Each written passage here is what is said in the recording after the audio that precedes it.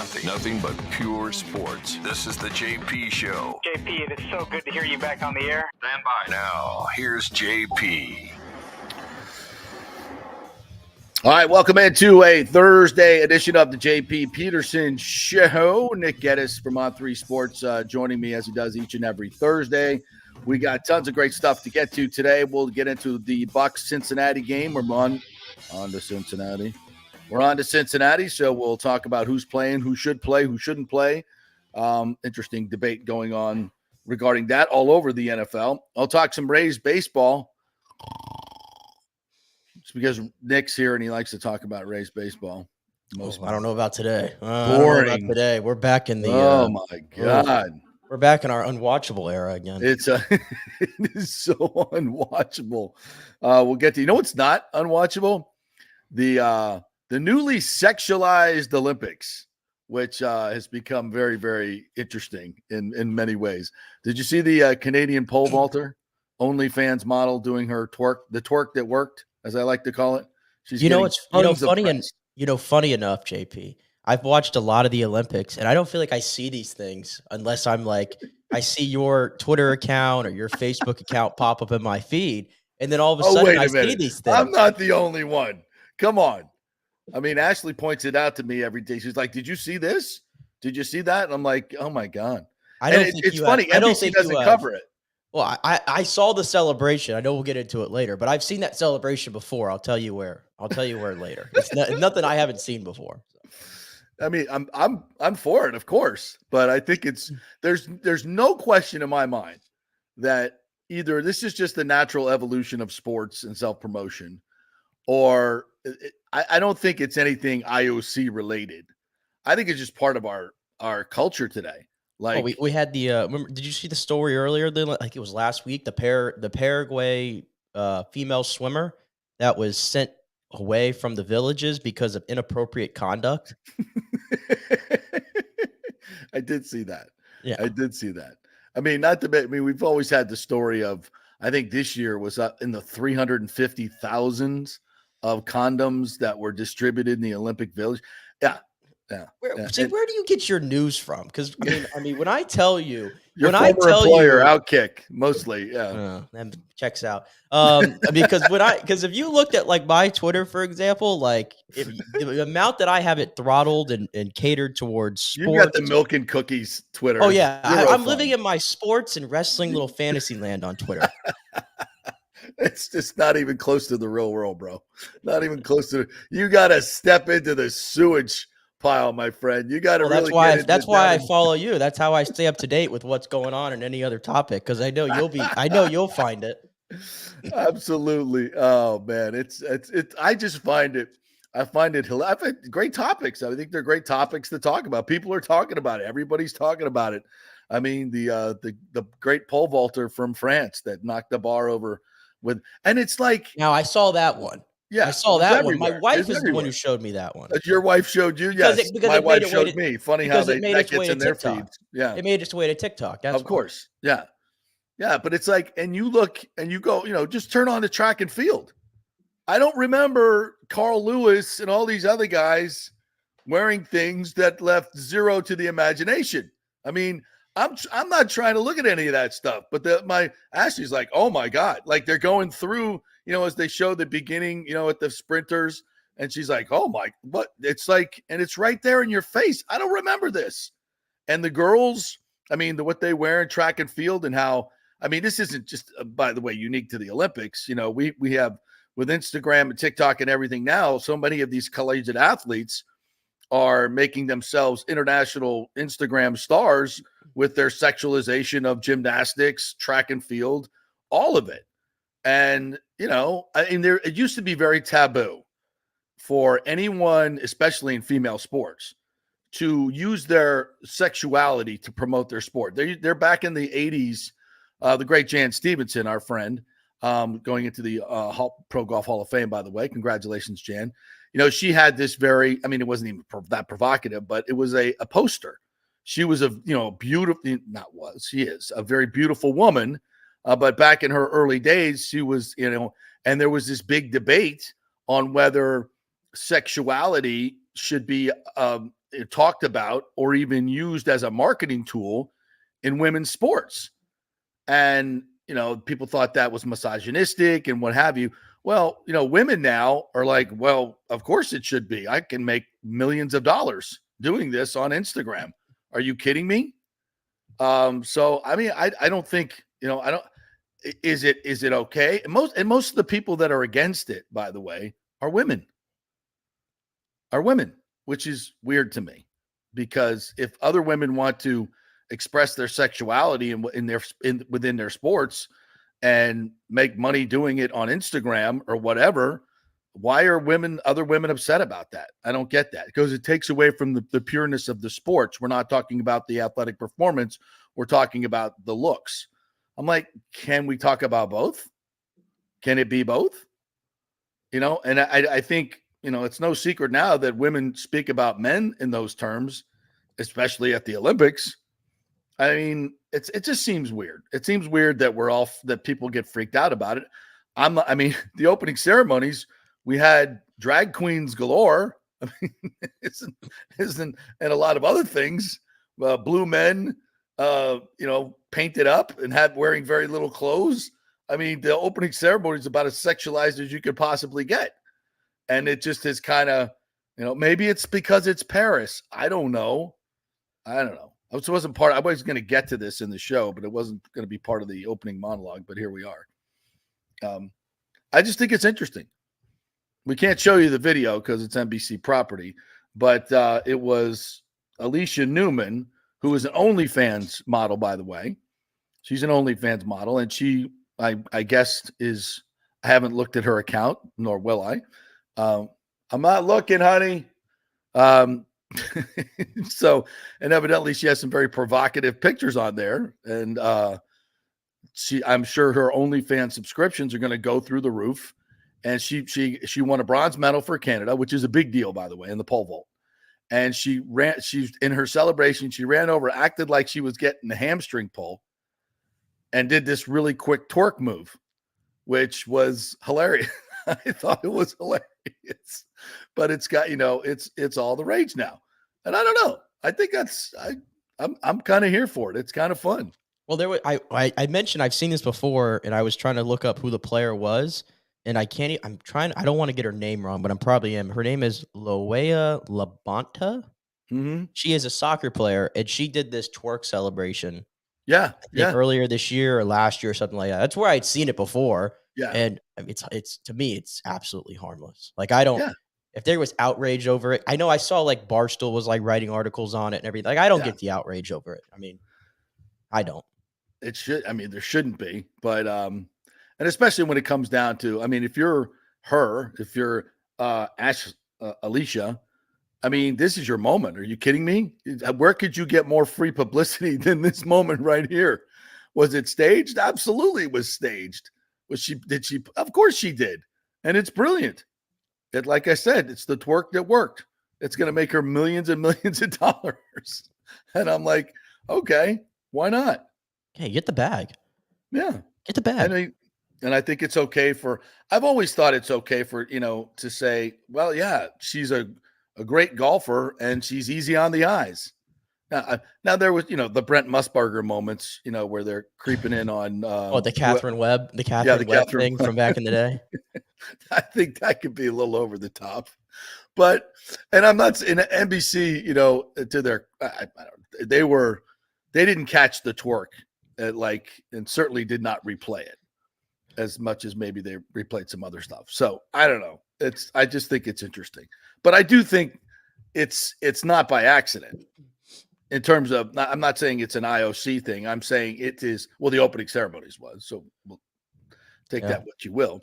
But this other, I think this is all generated by social media and the ability to make money doing it. So good for her. I don't know. But hey, I was too focused, JP, on. Wait, no, go ahead. Finish your thought real quick before my last point being, it's funny now, right? But when we see this is the twerk that worked, what's next? What's next is where we've gone in baseball, from a little quick bat flip, which is, watching the ball. Okay, we're okay with that. That's fine. To now, the Jose Siri, and all the rest of these guys with it. Well, don't they have? What's the difference? Now that this is just sparking and things in my head it's now. just become, and it's become ridiculous. Well, see, this So is every sparking time things we in my have head. go ahead. And Antonio Brown, he had the iconic, thrust of the hips about a decade ago, and I think it was Justin Jefferson maybe or Debo Samuel, one of the two. Yes. I forget, but I was watching I don't know if you've seen the receiver series.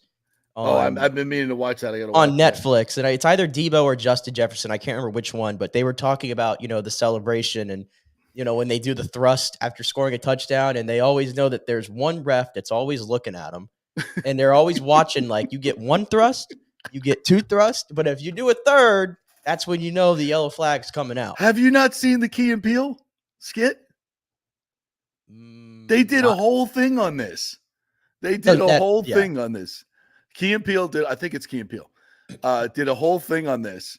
On like you get one, you get two, but three, the flag comes out. And it was like they did it like a training tape. Like the NFL would send out a training tape on what's allowable and what's not. So they did a whole thing on this. It's look, I'll retweet it on my retweet it. By the way, go to JP Peterson show. My old one is still suspended for no reason.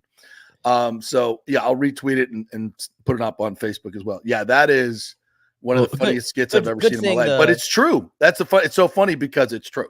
Yeah, good thing the Bucks are doing a family friendly boat rowing celebration that we can all enjoy. A boat rowing celebration? Remember that? I don't think they've done it in a while. They did it. They definitely did it during the 2020 season. Remember when they would get like an interception on defense and they all would run to the end zone? The boat row. Yeah, do the little boat rowing thing. Oh yeah, I love that. Family friendly. All rowing in the same direction. Yeah, they're all rowing in the same direction. I love that stuff. That's fun. But my point about the twerk that worked is, are we going to see this now every time somebody does something? Every time somebody wins an event, they're going to, do something that's going to cause because this is how sports goes, right? You have to outdo the last person. Then you got to go a little bit further and a little bit further till everybody says, okay, enough's enough. The first time it's kind of funny and kind of cute. Well, in general, I think in the modern day, and maybe this is coming from, in all due respect, the older generation, is they have a big problem with athletes sort of celebrating. Yeah. And there's like this line, and they don't really express what that line is. And I'll give you an example, like Noah Lyles, he's very, some will call him cocky. And you can say that word. But you know what? When you back it up, right, it's like, well, what are you going to do? But remember after he won the 100-meter on Sunday and he started running and he's like, America, I told you. And he's holding his name up. And like, people had a problem with that. And I'm just like, I don't have a problem with that. I think we're being too hard on the athletes at that point, especially the athletes in the Olympics that their moment comes every 4 years. They work very hard for it. And I think you should celebrate as you see fit. I agree. And here's the thing, you can like it or not like it, and everybody can have their opinion, and that's fine. Doesn't make it right or wrong. But it's interesting, the evolution of this. When I was growing up, you were always taught to be humble in victory, and don't call attention to yourself. It's about the team. And I think to some, I take that to heart, right? We just had a recent example of this, Devin White versus Levante David, right? Levante David allows everyone else to give him his flowers, right? Devin White brings flowers to the locker room. He brings his own. He wants to self-promote himself. And I've always said this, and if I'm doing a media training, if anybody ever asks you as a reporter, about where you rank, where do you think you rank yourself in terms of whatever, or how are you the best receiver? Are you the best quarterback? This is a simple answer. That's not for me to decide. That's for you guys to decide.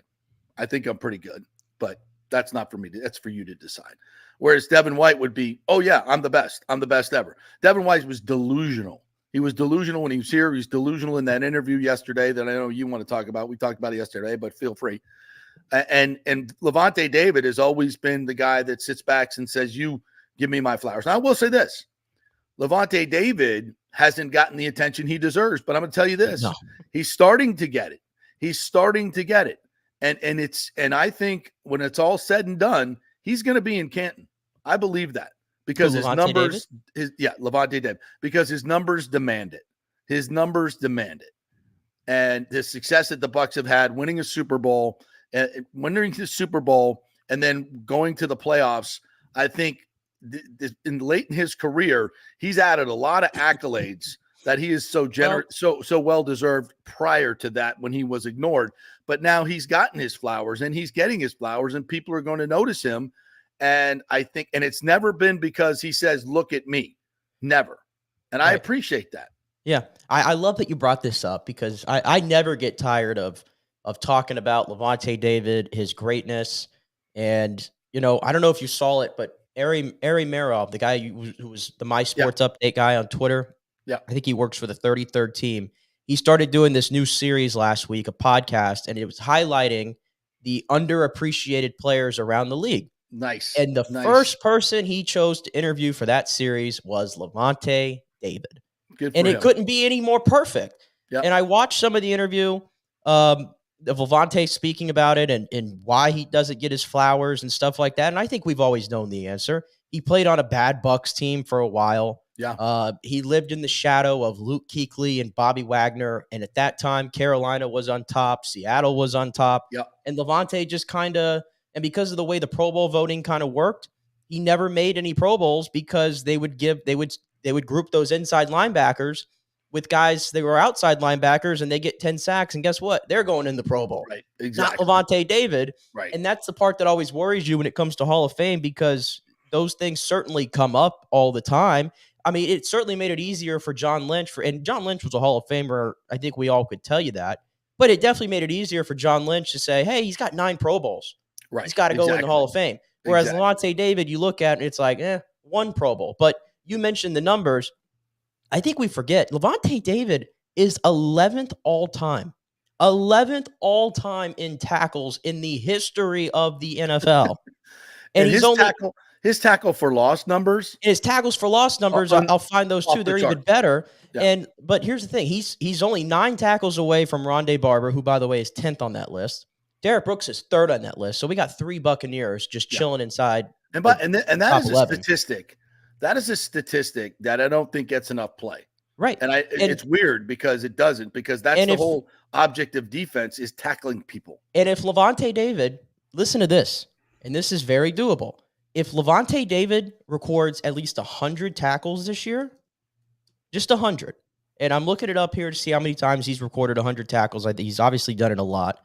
That last year he had 134 tackles. If he just gets 100 tackles this year, Levante David is going to sit 4th in NFL history in tackles behind Ray Lewis, London Fletcher, Derek Brooks, and Levante David. That is where that's what it's going to be if he gets 100 tackles this year. So put that in perspective. And I would fair to get. I think I saw something. Scott Smith from the Bucs did a little video on this, and it was talking about a tackle for loss.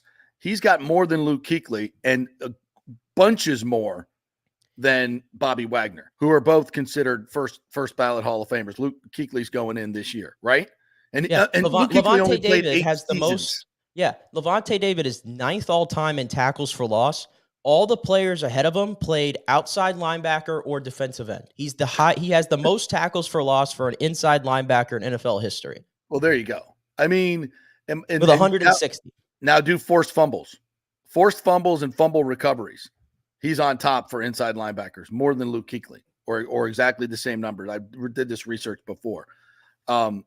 His numbers are off the charts. When he's done with his career, his numbers will demand that he goes into the Hall of Fame. He's not going to be a first ballot Hall of Famer.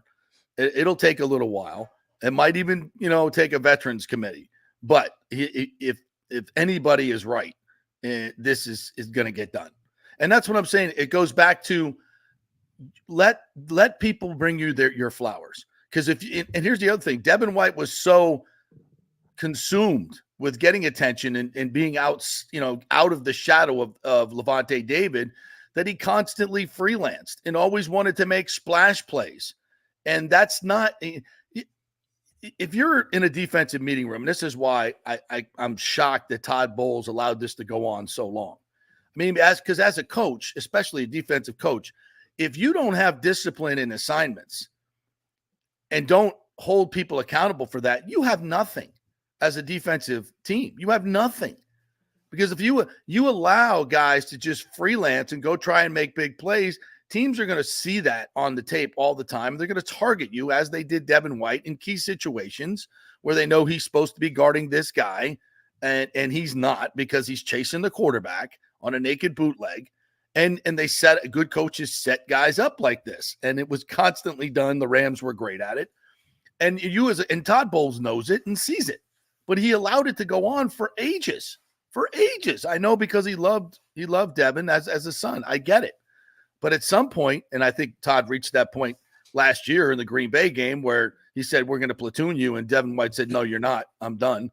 And I think Todd finally realized, okay, I can't support this anymore. His whole, and I understand that there's the whole two sides to a story thing, but to me, reading what Devin White said and then knowing the reports that came through from very credible reporters, all the guys here in Tampa area, and some of the in the NFL, the big reporters too, it just sounds like Devin White doesn't like the narrative that was painted out there, and he said, "All right, now I'm going to create my own. Right, I'm going to create my own." Like, I feel like that's what this Which whole interview works that he did in this day and age in the media, because the media don't question him. And a lot of people on that podcast, clearly Ryan Clark's podcast, right? Ryan Clark's, the Pivot podcast, and Shannon Khan. It's like, guys, you know that. I guess they didn't know the story. Why can't you challenge him on that? That's not the way it went down. That narrative is like when I watch interviews on news interviews, and I'm like, when people say certain things, candidates or government officials say certain things that are blatantly wrong, it's like, you as a news person are supposed to question them on that. It's like, whoa. And you know what? Sorry, inflation is 75%, not 2%. My thing with Devin White, and I saw this quote that he gave, and he said, when people want to put a narrative out there about you, they can. My guys in Tampa are still calling me right now saying they miss me, saying that the locker room isn't the same. Oh, my God. I read that quote. And here's what I think. Devin White could not be, like, he is the true antithesis of what the Buccaneers stand for. Levante David. And definitely of Levante David, but what the Buccaneers stand for, what Jason Licht has built, what Bruce Arians built, and then what Todd Bowles carried on. And we talk about that word culture sometimes, and it gets overplayed. I get it. But we've been talking this entire time. The players have been mentioning it.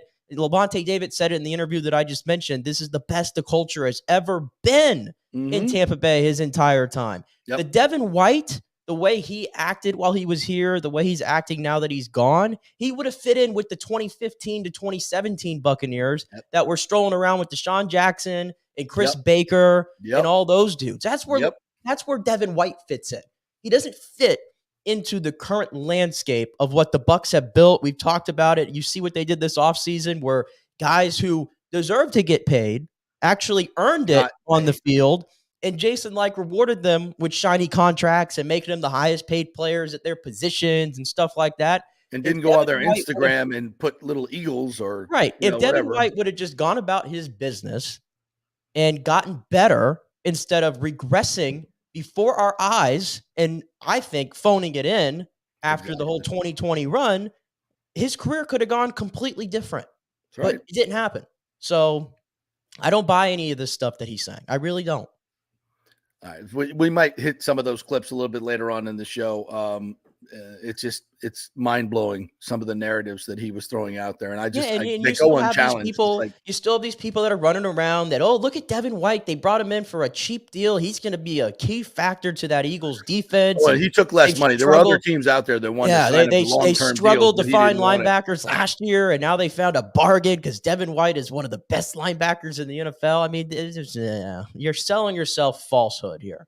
Yeah. He's just not that guy. No. And we'll see him soon. We'll see him soon. We'll see him in week 4. Till that week. Yeah. And maybe some of the I'm going to guess that Philadelphia reporters will be armed with the real stories, and they are not afraid to challenge him. and they will challenge, And you know hopefully what? soon, He challenge fits him right in a in. news conference. He fits right into Philly, JP, because I'm sure you saw the little article yesterday Oh, from yeah. ESPN Oh, yeah. talking about a divide between the Eagles locker room and the head Well, we coach, reported this last quarterback. year. Yeah. Yeah. And now Devin White you just kind of drop a bomb right in the middle of that, right? And his name is Devin White. So we'll see how that goes. But I feel like I have an idea of how it is going to go. Did you see the Jalen Hurts press conference yesterday? I saw Sirianni's, but I did Yeah. not see Jalen Hurts. Well, evidently, Jalen Hurts went to Wink Martindale, Yeah. Giants defensive coordinator. Very bizarre. And asked him, was I guess talking to him about what he saw in his game, in Jalen's game, and getting his perspective, which I think, by the way, is not a bad idea. I don't know why he's getting criticized for it. I think maybe because it was made public. I don't know who made it public or why it was made public, but I think that shows to me that a quarterback is doing some unorthodox things. It's funny if Tom Brady came out and said, "Oh yeah, I would talk to opposing defensive coordinators about how they defensed us." Everybody would go, "Wow, that's awesome, man! Look at that guy leaves no stone unturned." Am I wrong? But if Jalen Hurts does it, somehow it's like, oh, in Philadelphia, it's like, oh, he doesn't trust his own coaches here, so he's got to go outside the organization to get some good coaching. And I'm like, both things might be true. Both things might be true. But I find it interesting that some people take that tack. So this is a big deal. And now it put Jalen Hurts on the defensive. If I were Jalen, I'd be going, yeah, I talked to him. I'll do anything to become a better quarterback. It may seem unorthodox to you guys, but if there's somebody out there that can make me a better quarterback, why would I not talk to him? But he doesn't have the self-assuredness to say something like that, I guess, in the face of the Philadelphia media. I don't know why. I think if you present it that way, how would you, if you were a reporter and he said that back to you, what would you say? Oh, he's kind of right. But you got to understand, there's agendas here too. There's Philadelphia media that want to stir the pot and take shots at Nick Sirianni and say, "Oh, your quarterback has to go somewhere else to get some good coaching. What do you think about that?" And if I were Nick Sirianni, I'd say, I'm happy that my quarterback is doing some unorthodox things. It's always good to get a different perspective, especially for somebody who's trying to break down your game and is as well respected as Wink Martindale. Like, yeah, I mean. And this is where the dysfunction comes in because, these guys are always on the defensive because there was a rift between Sirianni and Jalen Hurts last year. We talked about it. There was no secret, it was the worst kept secret in football. It's one of the big reasons why the Eagles were such a good team in the beginning of the season and were such a terrible team at the end of the season because of the locker room. Much of the same players. I know they did have some injuries, but much of the same players. And look at where the Bucks couldn't even, stop any of their run game in the first game and completely destroyed them in the playoffs. Yeah. I mean, you want to talk about what dysfunction can do to a locker room and team chemistry. You want to say, JP, you're overselling this Camp Kumbaya thing. Am I?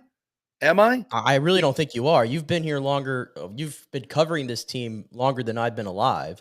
And I think you've seen some very, very bad Bucks teams with some very, very bad cultures. And you know that it could be debilitating to a team. Yeah, it definitely can. And when you see a team like this with a lot of high paid players and a lot of egos all at work, like, yeah, it eventually it's going to spread on the field. Eventually it's going to get you. Yeah. And what's going to happen here with this whole situation is if they lay another egg this year, Nick Sirianni is the one that's going to be out. It's not going to be Jalen Hurts. He just signed for $55 million a year or whatever it is. Nick Sirianni is going to pay the price for it. Yeah, that's what's going to happen. Yeah. Yeah. I think, and this goes back to, we're talking about the Eagles, but we're talking about the Bucks. This goes back to, you mentioned Deshaun Jackson and Chris Baker. When Jason Light brought them in, I was like, oh, I don't like this move. Oh, they need a deep threat. They need a more experienced receiver.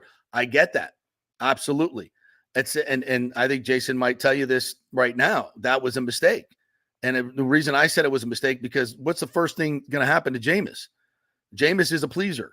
He's a pleaser. He wants to please everybody. And Deshaun Jackson is going to be in his ear 24/7, every single play. I'm open. Throw me the damn ball.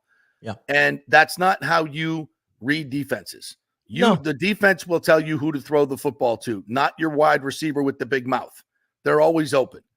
And what happened? Deshaun Jackson came here. He was always in Jameis's ear. And then, Fitz came along when Jameis was suspended. And, now Deshaun said, I want Fitz to be my quarterback.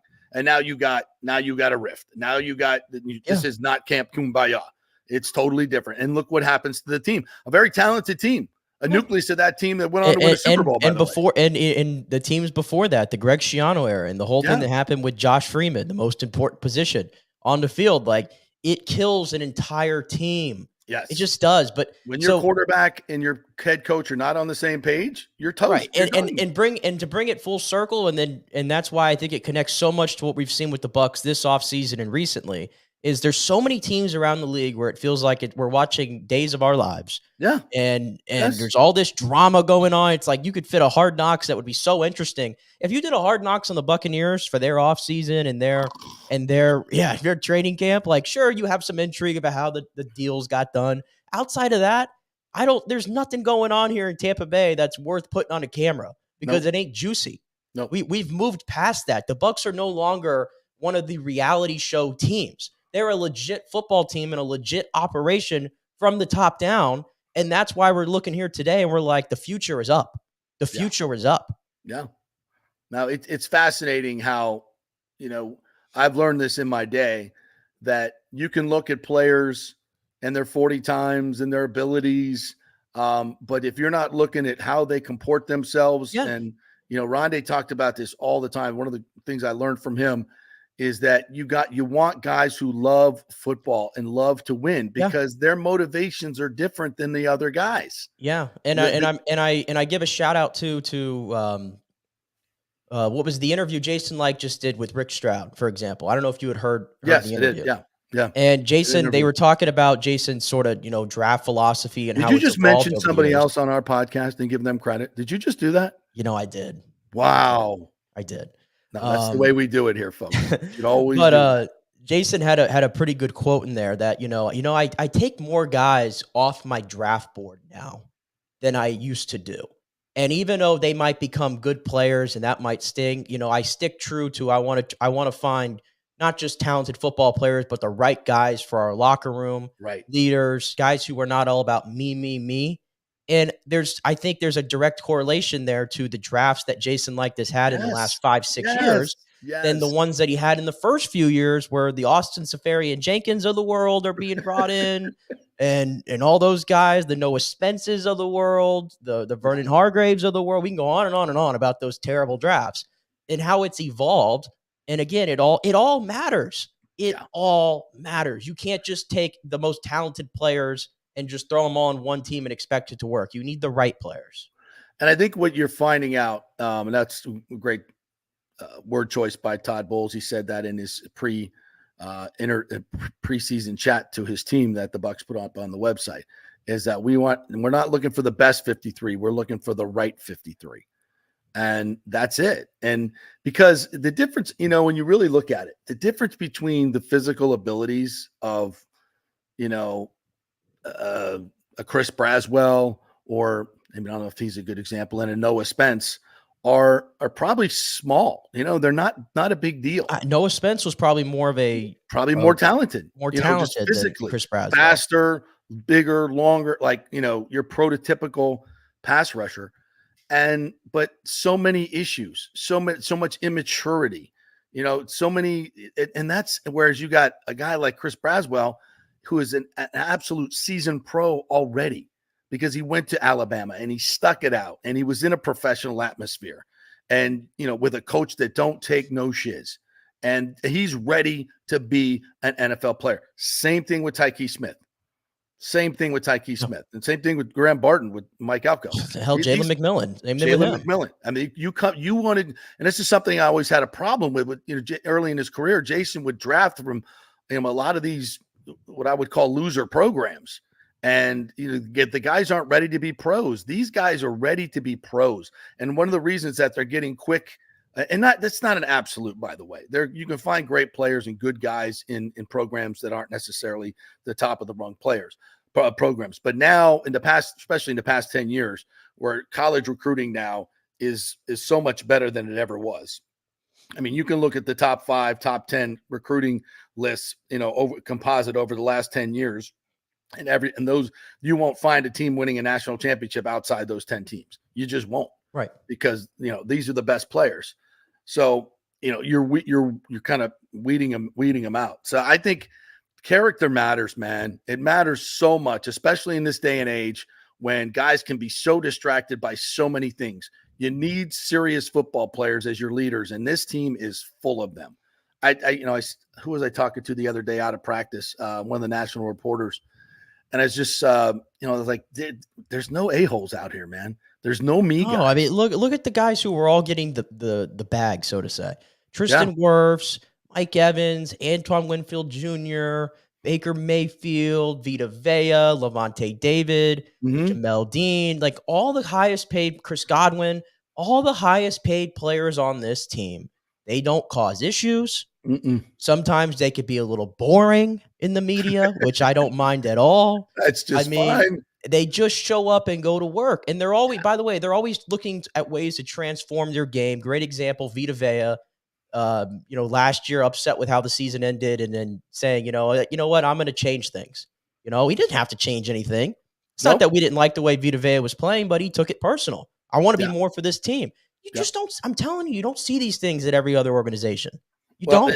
And it's contagious. And that's the thing. It's contagious both ways. When you got malcontents like Devin White, he's going to take a few of them with you. He's going to, there'll be 4 or 5 guys that kind of coalesce around him and bitch about the coaches and bitch about Jason Light and bitch about this. And, misery loves company, right? All the people that think they were wronged. And you get those locker room lawyers, and it's not one. It's just they take a few with them. And it can be the same thing when, Vita Vea sees everybody else doing, extraordinary things outside, getting their bodies right, going to extraordinary measures to be fit and do everything else. And he's looking at himself and like, you know what? I could probably lose 50 pounds or 25 pounds. Look, Ndamukong Suh, look at him. Maybe my body should be more like his than more like mine, Yeah. And it takes discipline. You got to stop eating the things you used to eat your entire freaking life, which is really, really hard, especially when you're rich. You can have whatever you want, So and I applaud these guys. But it's because of the culture. This is why I talk about culture so freaking much, because I know it's the most important thing. It's and leadership sets the culture. So it's like that. And it's like that in any, I think it's like that in any profession in the world. It really absolutely is. If you don't have stable leadership, if you don't have a good foundation and all those things, then you foster the culture that just isn't right. And performance is always off. That goes for everything, but especially in a sport like the NFL, where there's a lot of alpha males put in one room. I mean, you have to. And that's why I do applaud Todd Bowles probably more now than I think we did. And I think you would agree with that, for the job that he's done handling everything. And clearly he has that locker room and they all want to play with him because guess what? 6 players could have left and gone somewhere else this offseason and they didn't. Right. Yeah. They stayed.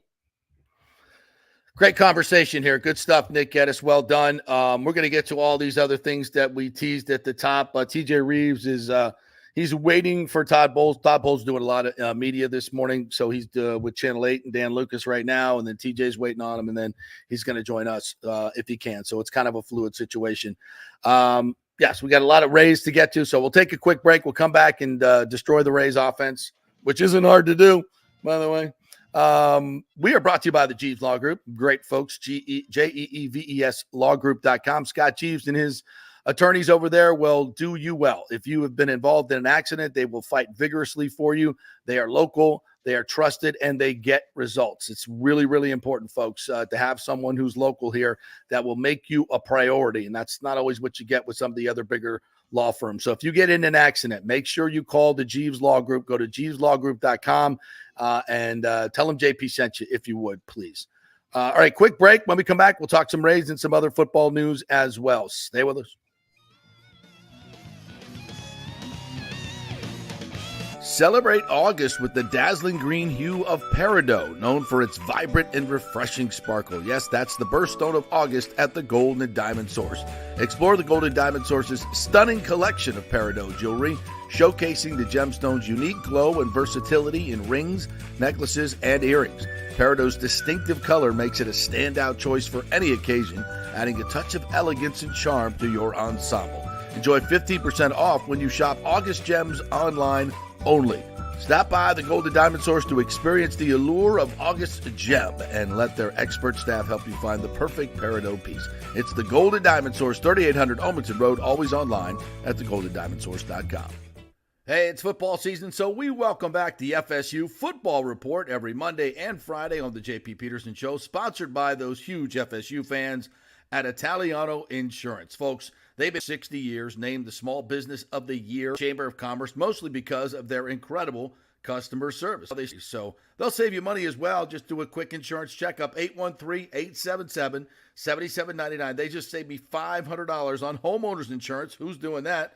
Yeah, they just shopped it around, found a better, cheaper company, and we got a cheaper price. And business insurance, make sure you're covered or you could lose your personal wealth.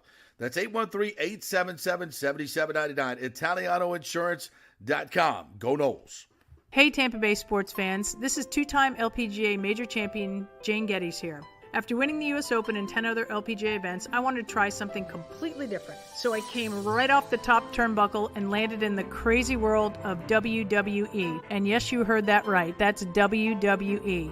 Working for the Vince McMahon as the VP of Talent Relations for the company. Now, though, I want to work for you. Everything I've done in my life, I've done with incredible passion. And now I've turned my focus to leading the best real estate team in Tampa Bay, the Geddes Gordon Group with Keller Williams in South Tampa. If you're looking for a new home, an investment property, or looking to sell your current home, we will give you major championship level service. When you choose Geddes Gordon Group, you become part of our inner circle, like family. So if you're looking for a few golf tips or a golf course view, we're going to stripe it right down the fairway. Call me at 813-485-6808 or go to gettysgordongroup.com, or again, give me a ring at 813-485-6808.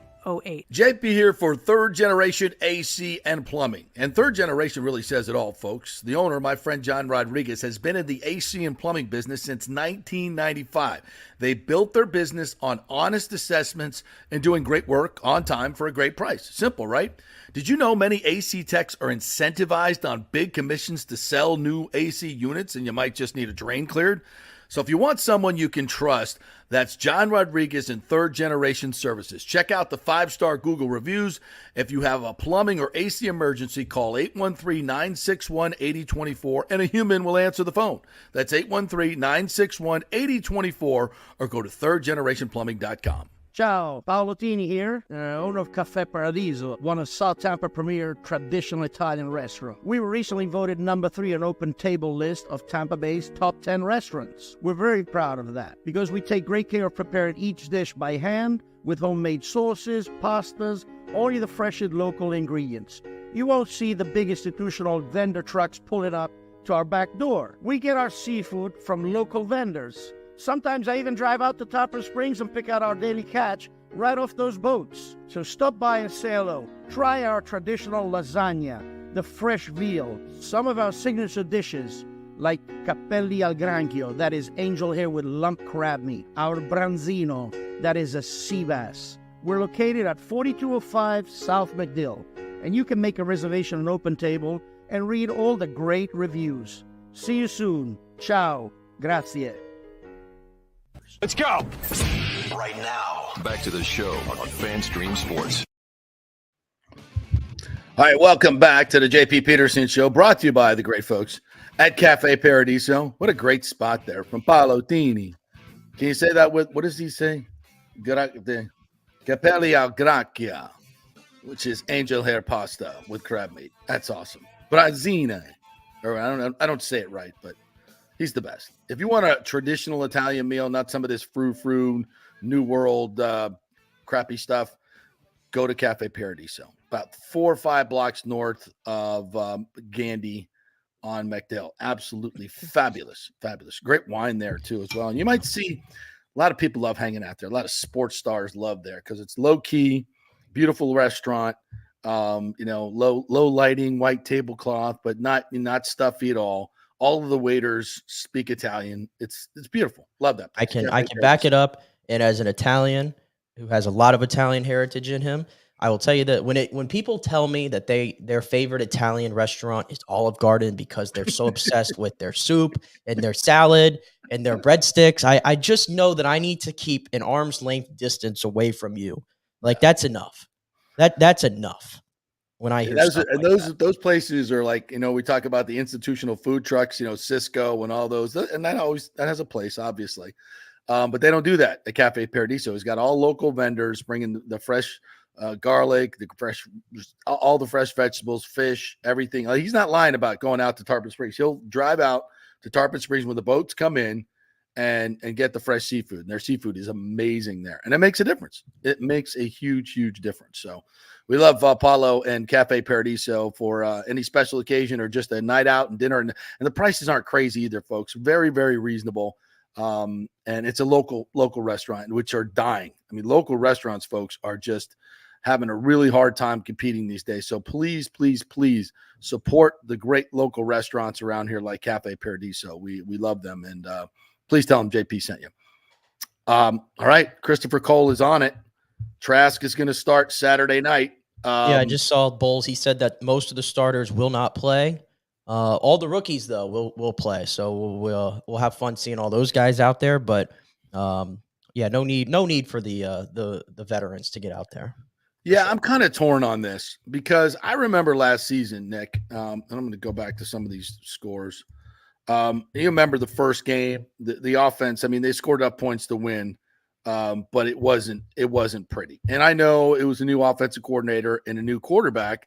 All the more reason I thought that they should play more than they did in the preseason. You remember last preseason, Bowles, they didn't play at all in the preseason. And let's see, the first few games that they came out, Minnesota, they scored 20 points. But Baker was 21 of 34 for 173 yards, but did have a couple of big touchdowns, and that, it certainly wasn't an offensive juggernaut. They scored 27 the next week against Chicago. There was a defensive touchdown in there. Yeah, that's right. Shaq Barrett touchdown. Yeah, absolutely. Then against Philadelphia, they scored 11 points in a dreadful offensive performance. Dreadful. Then New Orleans the next week, they scored 26, which was probably one of their better, and Baker started heating up. But that's 4 games in. The first 173 in the first game, Baker threw for 211 317 against the Bears, but that really doesn't count. And then 146 against the Eagles. So I would just like to see, in this new Liam Cohen offense, confidence breeds performance, man.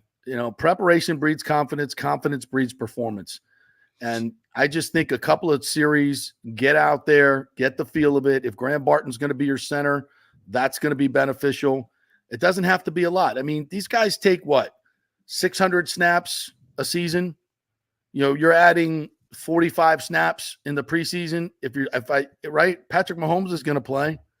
Every team's got their own. The Chiefs always do this. They always play their starters for almost a full quarter, I think. And are they good? Do they win? That's how they operate. Have they done well? Yeah. And then the Rams have always had success, and they don't play a single starter. In the preseason. So there's different philosophies all across the league. And the coaches know a hell of a lot more than I do about how ready these guys are. And I forgot I think it was Scott Reynolds who made this point. They have three joint practices this year, 2 against the Jaguars and 1 against the Dolphins here. So those are treated more like preseason games. And they tend to get a lot more, the ones tend to get a lot more snaps in those situations. So in the preseason, Baker's probably getting 5 or 6 and maybe 8 series against those teams in those situations. And that's, for all intents and purposes, as good as a preseason game, except it's more controllable. I think in those games, they're in preseason practice, they're not allowed to hit the quarterback. Some guys take shots, but it's, and so it's not real football, right? So I don't know. I'm not going to the mat with this argument. I would just like to see Baker in a new offense play a little bit more than maybe they did last preseason. And maybe your offense gets off to a faster start. I don't know. We'll see. But evidently Trask, we talked a lot about this yesterday and the day before. Trask has not had a good camp. It's been very uneven, and neither has Wolford. So I believe both of these backup quarterbacks need to step it up in the preseason. I'd like to see them have a little bit more success in these games. And Bull said today that the Trask right now, Trask is going to get the start as we just found out on Saturday, and he said that Kyle's ahead a little bit is the verbiage he used of John Wolford. But clearly, I think as we've been saying, it's not set in stone that Kyle Trask is going to win that backup job. He's going to have to earn it at this point. Yeezy, and to get some of our comments here, Yeezy says, I've seen somewhere that Joe Burrow will be playing Saturday. I think he will be.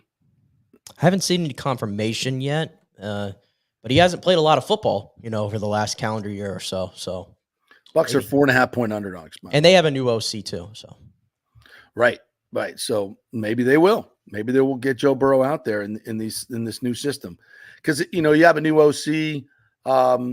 I just think it's a different situation. Now, is they going to be a different play caller, or will Taylor still be calling the plays? I have to think that Taylor is still going to be calling the plays because I think he was doing it even when Callahan was there.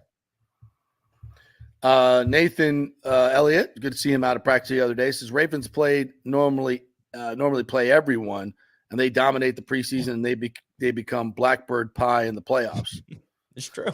They love the preseason over there in Baltimore. They love it. They win like 30 games in a row in the preseason. It was crazy. I think it came to an end last year. And Lamar's had his troubles in the playoffs. The team has had his troubles in the playoffs. So I don't think that has to do with playing in the preseason, but they're considered a better franchise, right? They're considered and have been one of the most successful franchises. Right. So yeah, different coaches do it different ways. By the way, NFL trade and rumors on Twitter, on the X, did a head coaching rankings that I retweeted. Where do you think Todd Bowles ranked in their head coaching rankings? I'm going to guess somewhere in the 20s from 20 to 32. He's probably somewhere in there. 27. Oof. That's disrespectful. That's horribly disrespectful. Let me see if I can find it, because it was like there were some people in front of him that are laughable. Antonio Pierce. Well, I think it's going to be a good coach, but seriously, how could you rank Antonio Pierce? You won a few games as an interim, and I mean, come on, like what are we going by here? Resume? Probably not.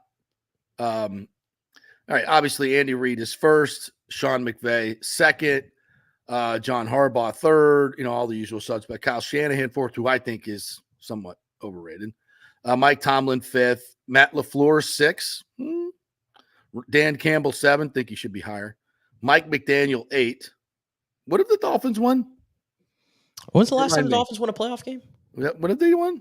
But he's got good quips. He's good on social media, so he's number 8. Sean McDermott is number 9. I thought we had settled on the fact that the McDermott era had gone as far as it could go in Buffalo, but I guess not. D'Amico Ryans is 10. I don't have a problem with that. He's a great young coach. Shane Steichen is number 11. 11? What the hell is Shane Steichen? Kevin O'Donnell is number 12. You said Kevin O'Donnell's number 12, huh? Yep. O'Connell. I'm sorry. Kevin O'Connell, number 12, not the Fox reporter.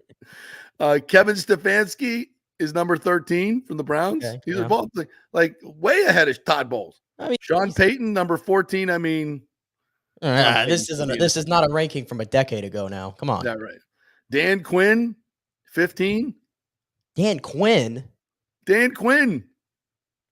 who washed out in Atlanta, now starting back up with the Falcons. Whose defense gave up 48 points in the playoffs last year. Doug Peterson is 16.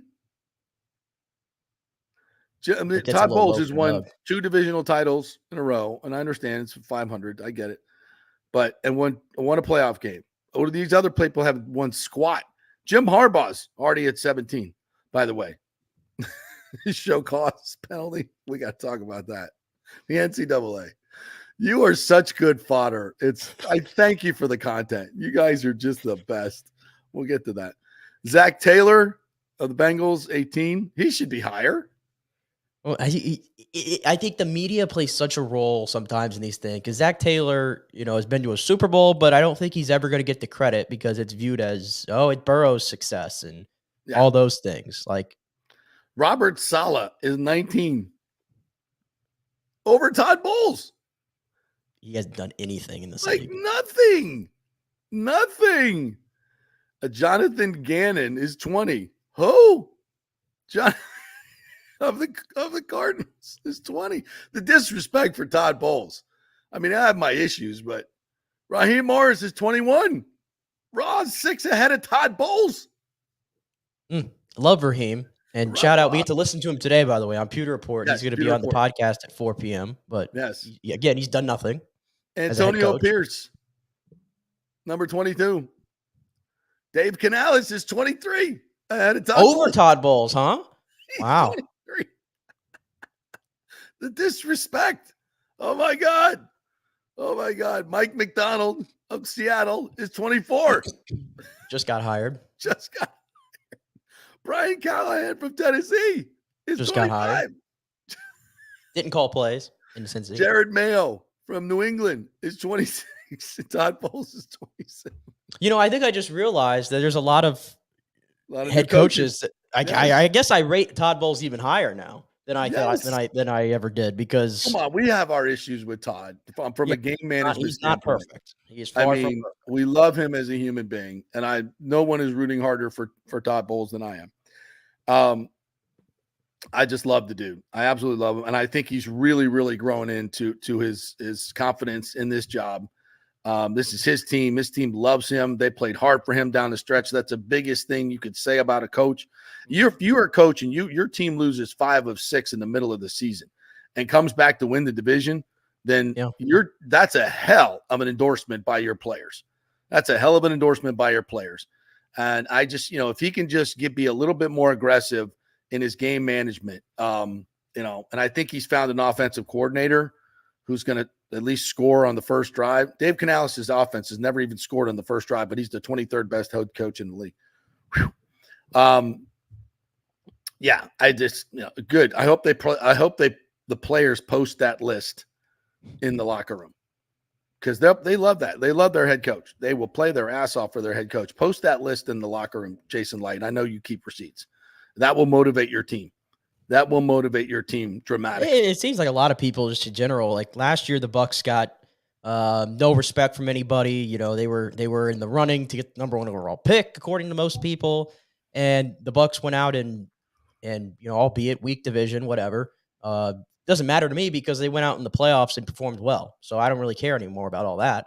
But running it back with the same exact team as last year, and then adding a few pieces sprinkled in and out, and the young guys getting better and all that kind of stuff. And it seems like most people have just said, all right, we're going to run it back. The Bucs are not going to, the Falcons are our new toy. It's like everybody's just running it back with that, but that's fine. I mean, I think the Bucs are relishing in that right now. Oh, the more disrespect, the better. That's why I'm laughing at it. I'm like, this is fantastic. So good, and it's these lists sometimes are just fun. Everybody's got a list. All right, so a couple other things I want to get to. The show cause penalty for Jim Harbaugh. If you didn't see this, folks. So the NCAA, and by the way, what they did last year, and it's just to Darrell Jackson at Florida State, kept him ineligible the whole year because it was the second time he had transferred. Maybe it might have been second time he had transferred. And they kept him out the whole year.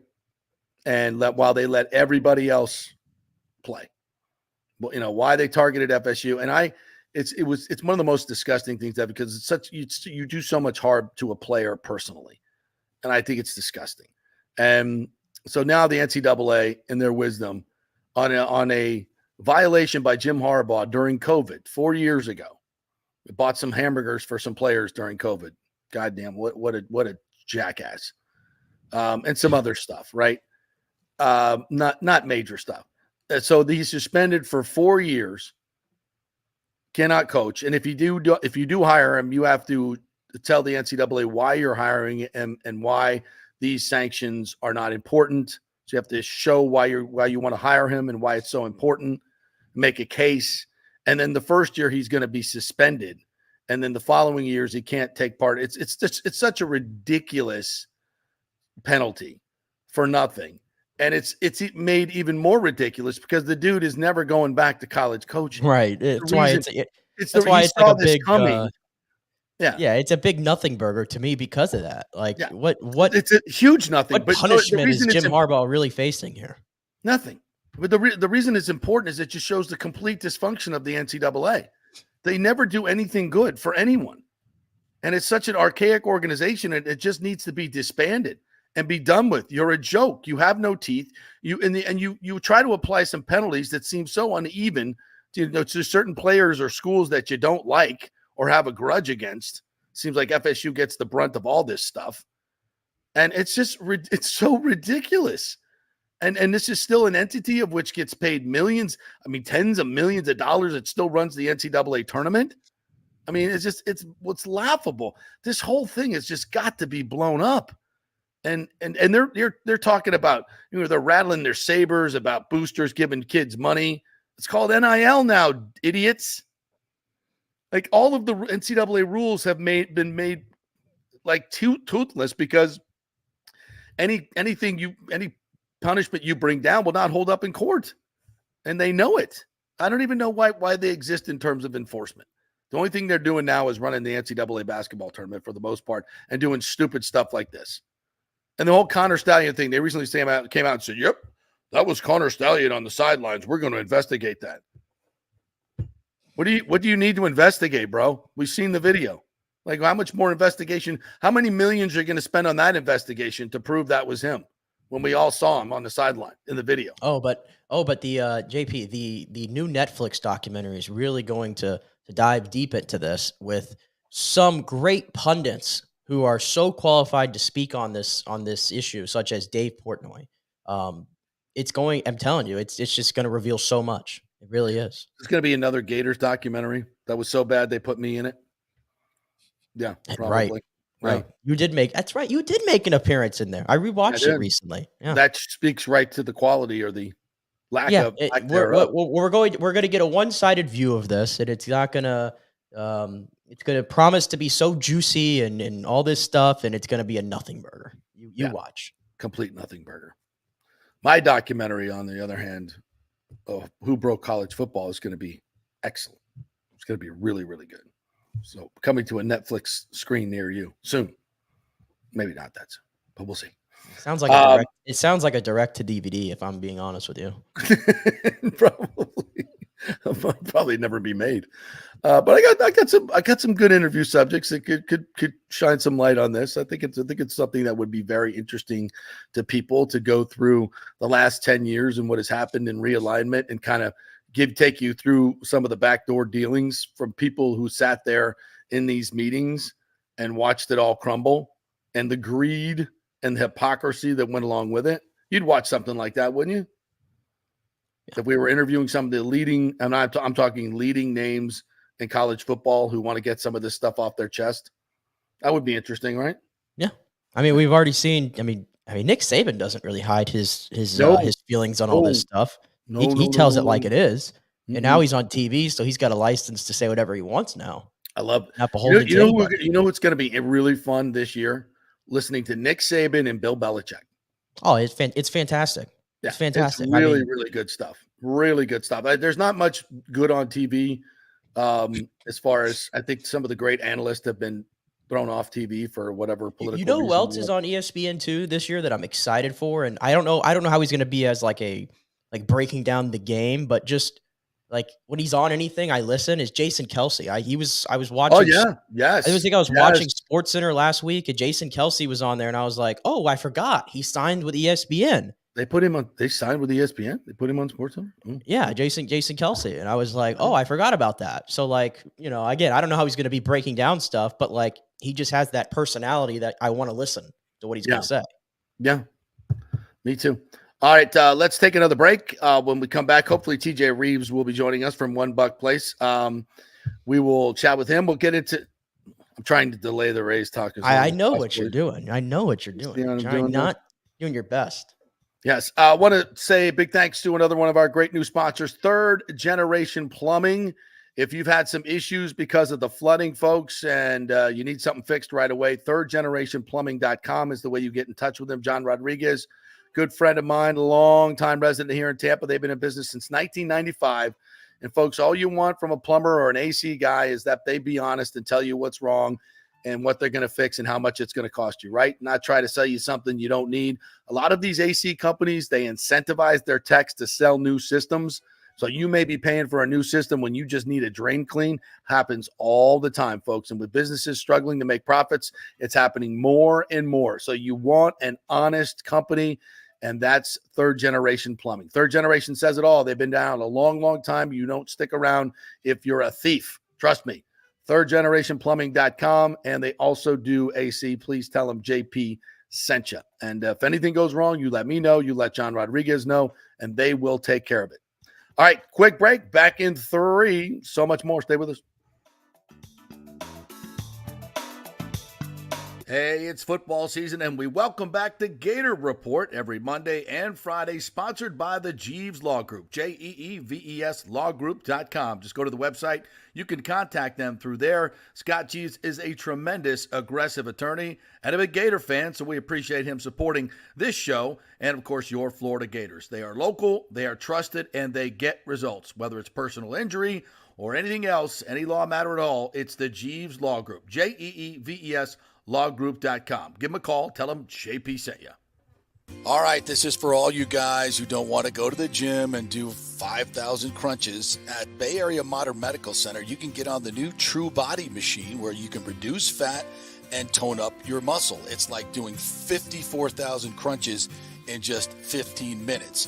Define your body as you see fit. True Body offers personalized muscle stimulation that delivers the equivalent of those 54,000 crunches in just 15 minutes. Just get in touch with them at Bay Area Modern Medical Center, BAMMC.com. Chris Lugo and the team over there will set you up on True Body and get amazing results. Non-invasive with comfortable and little to no pain and zero downtime. You can isolate and target those areas that you want to improve and treat multiple areas simultaneously. It's an amazing machine, so check it out at Bay Area Modern Medical Center, BAMMC.com. JP here to ask the question, are you planning an event, meeting, or conference? If so, you'll want to call the designers and production professionals at Extravaganza Productions Incorporated. With over 35 years of experience in the events industry, designing and producing every type of small to large event, they can provide a huge resource for design ideas, audio, visual, sound, lighting, decor, and entertainment to turn your event into an incredible experience for the entire audience. Folks, I've worked up close and personal with this group at many national events and Tampa events, and they have unique capabilities that help you save time and money in the planning and execution of your next event. Don't delay. Call these pros today at 813-621-4700 or check out their website at extravaganzaproductions.com. Tell them JP sent you, and they'll provide a free initial consultation for your event. Extravaganza Productions, the best in the business. Golfers, listen up. The hottest new driving range craze has come to Rogers Park in Tampa. The Top Tracer range is now open 10 to 9 p.m. And just like you see on TV, every shot is tracked for yardage and accuracy, giving you immediate feedback. And best of all, you can virtually play the top courses like Pebble Beach or St. Andrews with your buddies. Plus, great food and drink options available in the well-appointed hitting bays. Very comfortable out there. Reservations highly recommended, starting at $25 per hour, including balls. Reserve at RogersParkGolf.net. That's RogersParkGolf.net. See you there. Let's go. Right now, back to the show on FanStream Sports. Pearson Show brought to you by the great folks at the Gold and Diamond Source. You men out there, you don't go to jewelry shops, right? You don't wear a lot of jewelry. Why not? Get a little bling. You know, here's a nice cross. I like wearing my cross.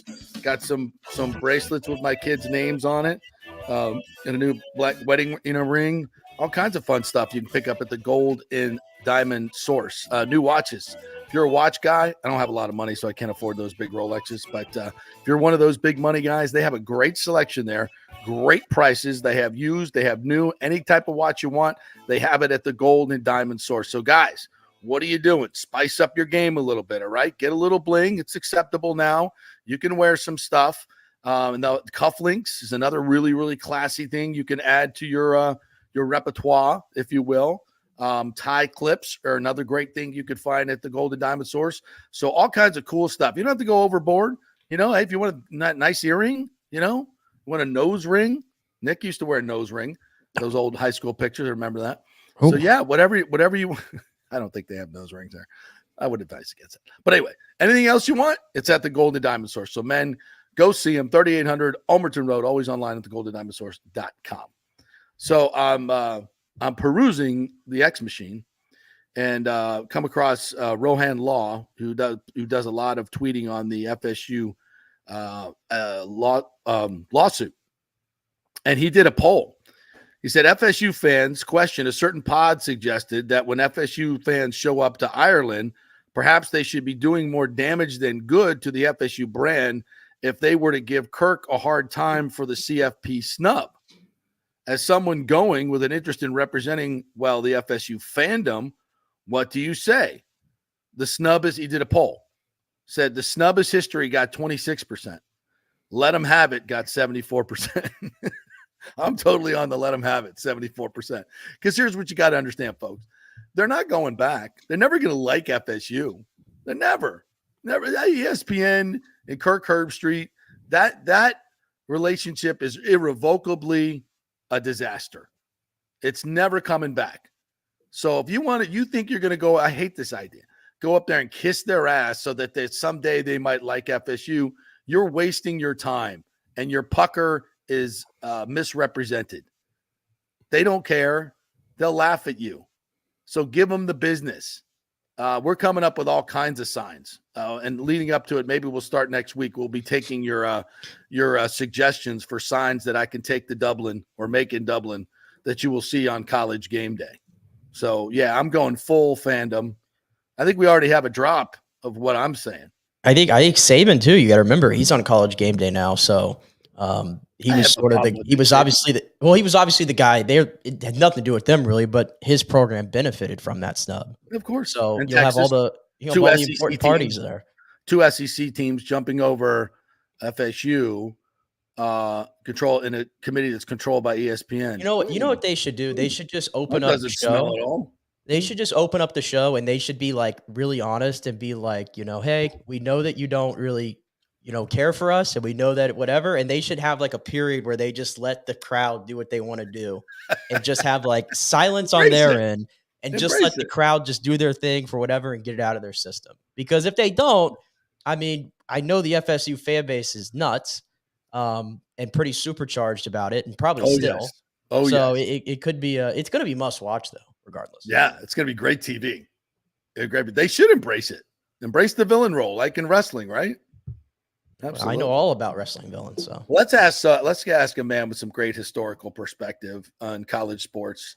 Calls college games, does the whole thing. Has been covering college for a long time. The great TJ Reeves, Buck sideline guy. What's up, partner? How are you? I thought you were going to refer to me as a villain with that segue. I thought that's where you were headed. Oh, no. You have no villainous traits whatsoever. I'm the baby face. Nick couldn't even pull it off if you tried. Probably not. But see, that's the best villains is the ones you do not expect. And suddenly they hit somebody with a chair, Peterson, and the crowd goes crazy. True. The baby face and the heel. But you got to have villains. I agree. I mean, whether it's Alabama in college football or Ohio State, they seem to be villains. The Yankees, the Lakers, the Cowboys. You got to have villains. Yes, you gotta have the villains. So they always make you can't have a movie without a villain, right? Agreed.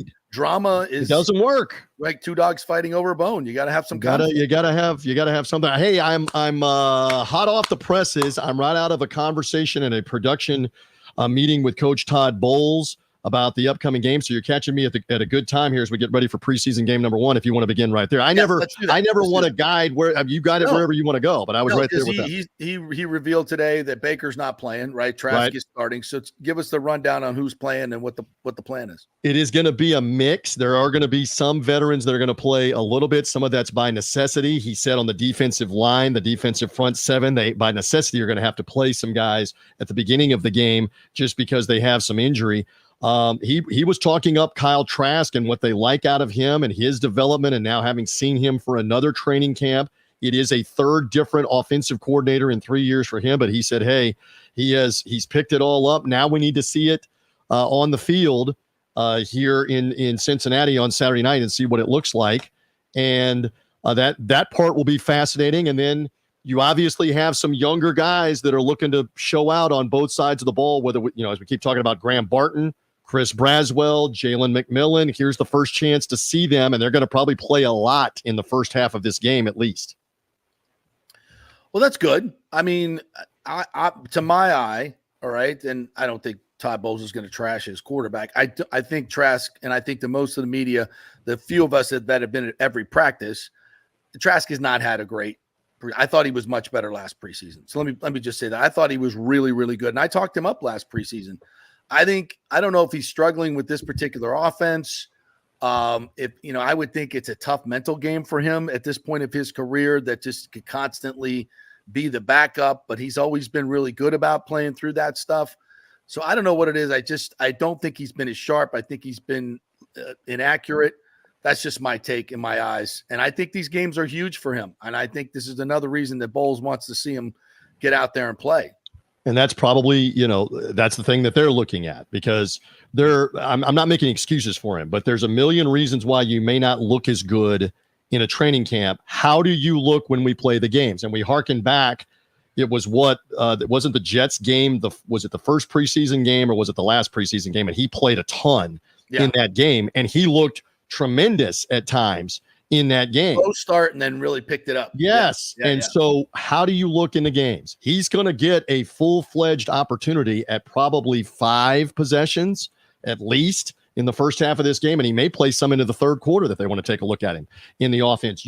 We keep saying this. You cannot replicate live reps against another team, live fire of them blitzing you or not, disguising coverages or not, hitting you. You can't replicate that. When they go back to working out with the Jaguars next week, you're basically not going to be able to touch the quarterback, and they're not going to be showing a whole lot in those practices, in those workouts. So it's great that you're practicing against another team, but this is a game. You guys know this. This is a game, and let's see what it looks like for Trask. Timing, throws out on time, reading the defense, and he's more mobile than a lot of people believe. I know you and I were talking about this a year ago at this time, to make sidestep and make people miss. Put the little shake move right on one of the Jets in the open field. He's a little more mobile than what I'm not making him out to be Lamar Jackson here, people, but he can move around. TJ, we had this great discussion to open today's show about, and we started with the whole Devin White thing, because I'm sure you saw his comments that he made on the Pivot podcast, which were interesting. But that's one way to describe them. But we kind of brought it all back to the Bucs, and it's like I haven't seen them play.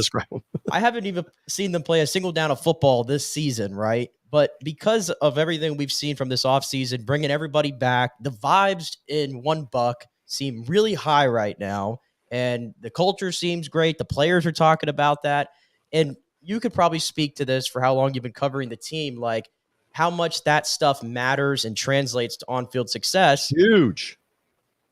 It's huge. And you're right. I mean, look, we should qualify it this way.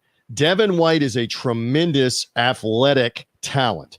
Devin White obviously had success, especially early on in his career.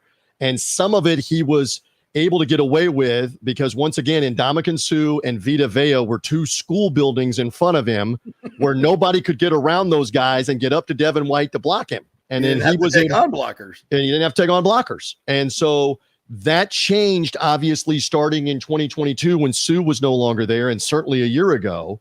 And it has been a different, and the game, it is a constant game of punch, counter punch, adjustment, etc. And what teams began to realize, this is the truth. I'm not revealing a nuclear secret on FanStream JP. He's not good in pass coverage at keeping up with his guy and where his guy's supposed to be. And you know what NFL teams do? They exploit that. And how many times did we talk about it on your show over the last couple of years? They're going to find weaknesses and exploit them. Yeah. And he's got a lot of demonstrating to do in Philadelphia that he's figured some of that out. And good luck.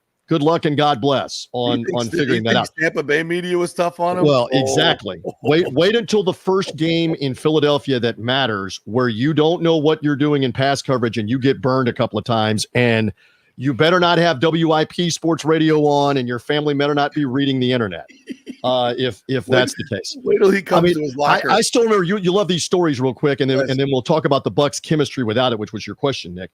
But we were playing the Eagles, and this was the Chip Kelly dying days of his 1 year that he was there, or 2 years, whatever he was there, a couple of years. And this was the game where Jameis Winston threw the 4 touchdowns in the first half of the game. Dirk Cutter manning the offense. This is the 2015 season.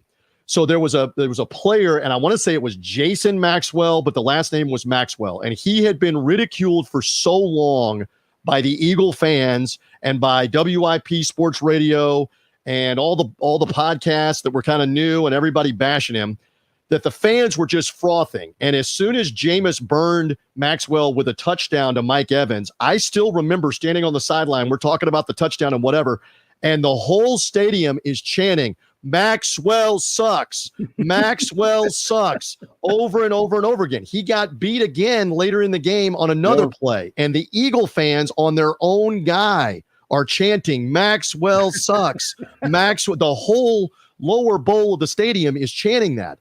That's what my man is walking into in Philadelphia if you don't deliver, if you don't play. Now, Nick, to your question about chemistry, it's all about chemistry, team, this time of year, especially bonding as a team, coming together as a team. And so you have to believe here that this is addition by subtraction, because that's a guy that was complaining the entire time about his contract and complaining about not getting paid. And people got tired of it. People got tired of it in that room. So now that's gone. That's out of there. And let's see if they don't come together a little more and unify a little more. And one thing that we kept talking about is if you are in the right place, KJ Britt, Servassier Dennis, whomever they're using with Levante David, if you are where you are supposed to be, the defense obviously works better whether you make the play as Britt or Dennis or not, because you're not out of position where somebody else has got to cover for your mistake and why you're not there. Yeah. So when we saw that in a couple of games at the end of last season, that KJ Britt simply being in his lane made the defense better because they weren't having to cover for being out of position. Yeah, the run defense will be so much better as it was towards the end of last year. I mean, just look at what Philadelphia did to the Bucs early in the season in the run game. They got whatever they want. And then in the playoffs, when it was KJ Britt, there's a different deal. Totally different deal. And different team in Philadelphia. I get that as well. And I've actually heard some people in local media say, is it too drama-free for the Buccaneers? Like, is it too Camp Kumbaya, as I have dubbed it? Is it too easy for him? Like, no adversity? I'm like, what are you talking about? Like, there's plenty of adversity. Football's a game of adversity. Well, right. They're not going to crap out of each other. They're just not bitching at each other. They're not, for the most part, no fight. I've had a couple of fights, but nothing major. And, it's been great competition, no major injuries, no drama, nobody holding out. Would you rather be like, to your point, would you rather be like the Dallas Cowboys, where there always seems to be fighting about who's going to get paid or who's going to get their touches or, what's going on here or there, and, volatile situations with who gets along with who, they don't usually translate well into winning. So I'd rather have my team on the same page, and unified together and ready to go get after it. I keep coming back to the phrase, it's amazing. Well, I've heard it various ways, but the way that I hear it condensed, it's amazing what you can accomplish when nobody cares who gets the credit. It's amazing how well you can perform as a team when nobody cares who got the credit for how you performed. Now, I realize in paid professional sports, they want credit for how they perform. That's how they get paid more. But do you want to win? Are you at a point where you want to win? And is winning at this stage of his career? Mike Evans has a ton of money. Levante David has a ton of money. Vita Vea, I'm going down the list, has a ton of money. Baker Mayfield now has a ton of money. By the way, Mike And Levante and Vita and Winfield have something Mayfield does not. You know what it is? It's a ring. Yes. It's a championship. Do you want to win? Does Mike Evans care about getting paid? Sure. Does he want another ring? Yes. Does Levante David want one more crack at a ring? Yes. Does Baker Mayfield want to taste the NFC Championship game and the Super Bowl for a shot at the ring? Yes. Yeah. So that should matter more. There's a whole lot of motivation. I know we're going to see the rookies, obviously, we'll see how much, but we're going to see him in some capacity on Saturday. Yes. But I wanted to ask you about Jalen McMillan, because it seems like he's been the star of camp so far. And at least from where I'm sitting, doesn't it kind of resemble what Chris Godwin kind of made you feel back in 2017 when he had his first camp? And, of course, they were both third-round picks. Right, and Godwin obviously was a ready-made player, ready to go. And did everything well, including blocking. They loved him as a blocker in the run game. And Todd Bowles was just talking to all of us about this. Should we pull the curtain back, JP? You've been involved in these all the time, and Nick, you know about these. But typically, they do a production meeting for the TV, and in this case, it was a combo. Production meeting for Channel 8, Chris Myers and Rondé Barber calling the game on TV. I was in on this meeting.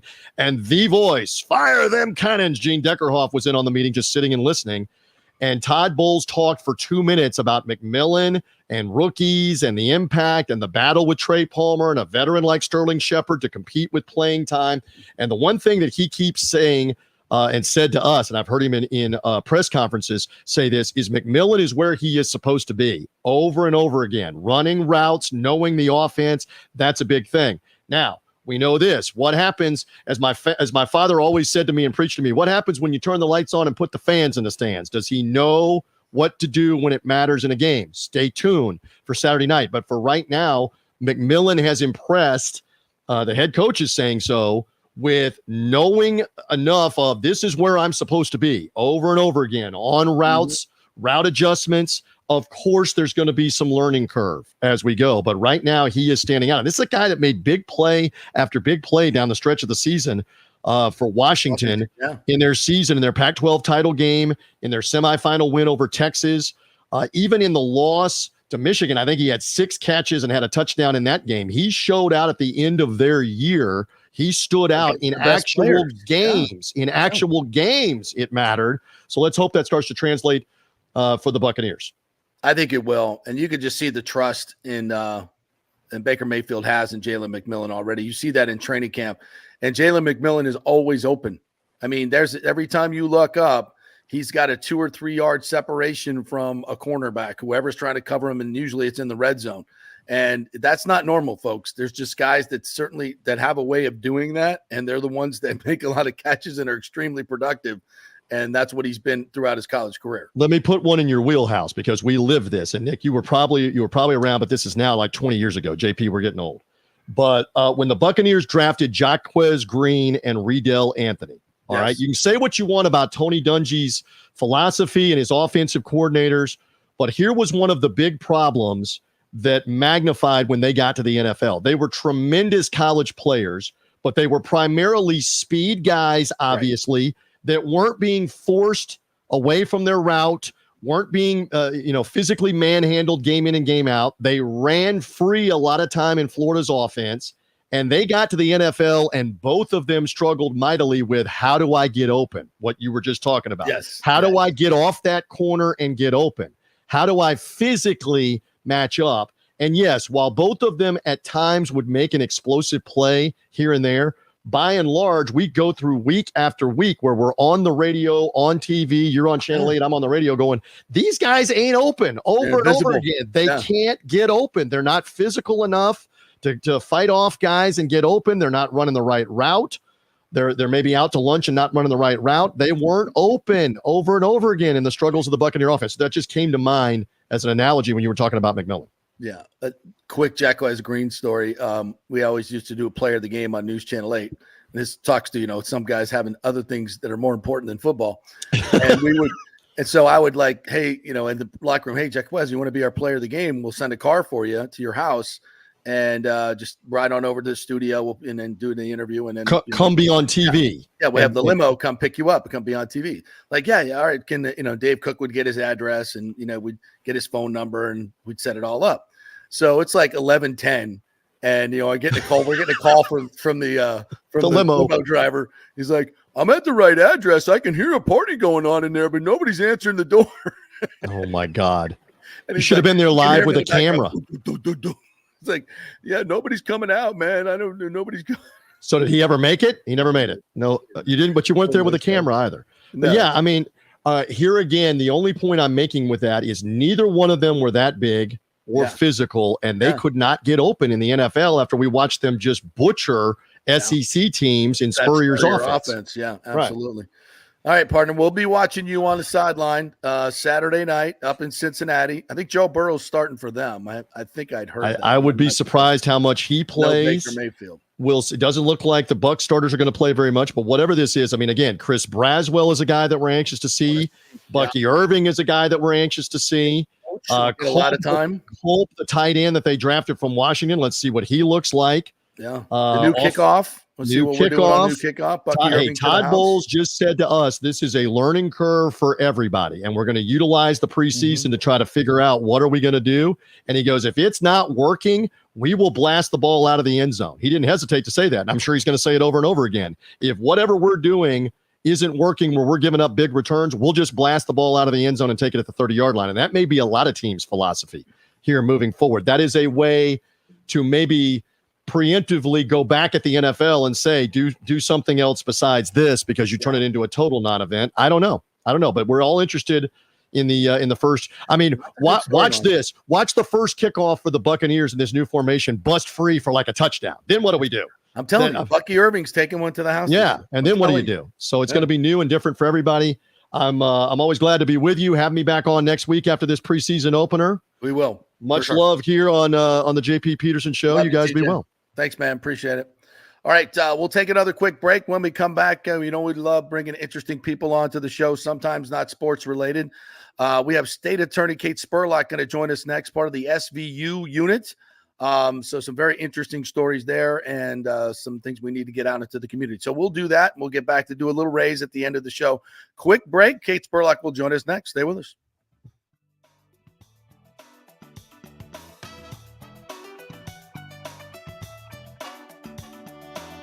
Celebrate August with the dazzling green hue of peridot, known for its vibrant and refreshing sparkle. Yes, that's the birthstone of August at the Gold and Diamond Source.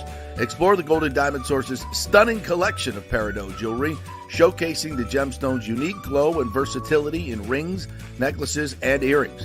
Peridot's distinctive color makes it a standout choice for any occasion, adding a touch of elegance and charm to your ensemble.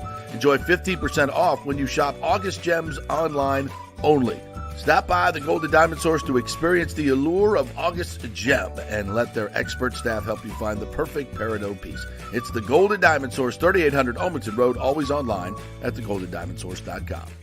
Hey, it's football season, so we welcome back the FSU Football Report every Monday and Friday on the JP Peterson Show, sponsored by those huge FSU fans at Italiano Insurance. Folks, they've been 60 years, named the Small Business of the Year Chamber of Commerce, mostly because of their incredible customer service. So they'll save you money as well. Just do a quick insurance checkup, 813-877-7799. They just saved me $500 on homeowners insurance. Who's doing that? Yeah, they just shopped it around, found a better, cheaper company, and we got a cheaper price. And business insurance, make sure you're covered or you could lose your personal wealth. That's 813-877-7799, ItalianoInsurance.com. Go Noles. Hey, Tampa Bay sports fans. This is two-time LPGA major champion Jane Geddes here. After winning the U.S. Open and 10 other LPGA events, I wanted to try something completely different. So I came right off the top turnbuckle and landed in the crazy world of WWE. And yes, you heard that right. That's WWE. Working for the Vince McMahon as the VP of Talent Relations for the company. Now, though, I want to work for you. Everything I've done in my life, I've done with incredible passion. And now I've turned my focus to leading the best real estate team in Tampa Bay, the Geddes Gordon Group with Keller Williams in South Tampa. If you're looking for a new home, an investment property, or looking to sell your current home, we will give you major championship level service. When you choose Geddes Gordon Group, you become part of our inner circle, like family. So if you're looking for a few golf tips or a golf course view, we're going to stripe it right down the fairway. Call me at 813-485-6808 or go to gettysgordongroup.com or again, give me a ring at 813-485-6808. JP here for Third Generation AC and Plumbing. And Third Generation really says it all, folks. The owner, my friend John Rodriguez, has been in the AC and plumbing business since 1995. They built their business on honest assessments and doing great work on time for a great price. Simple, right?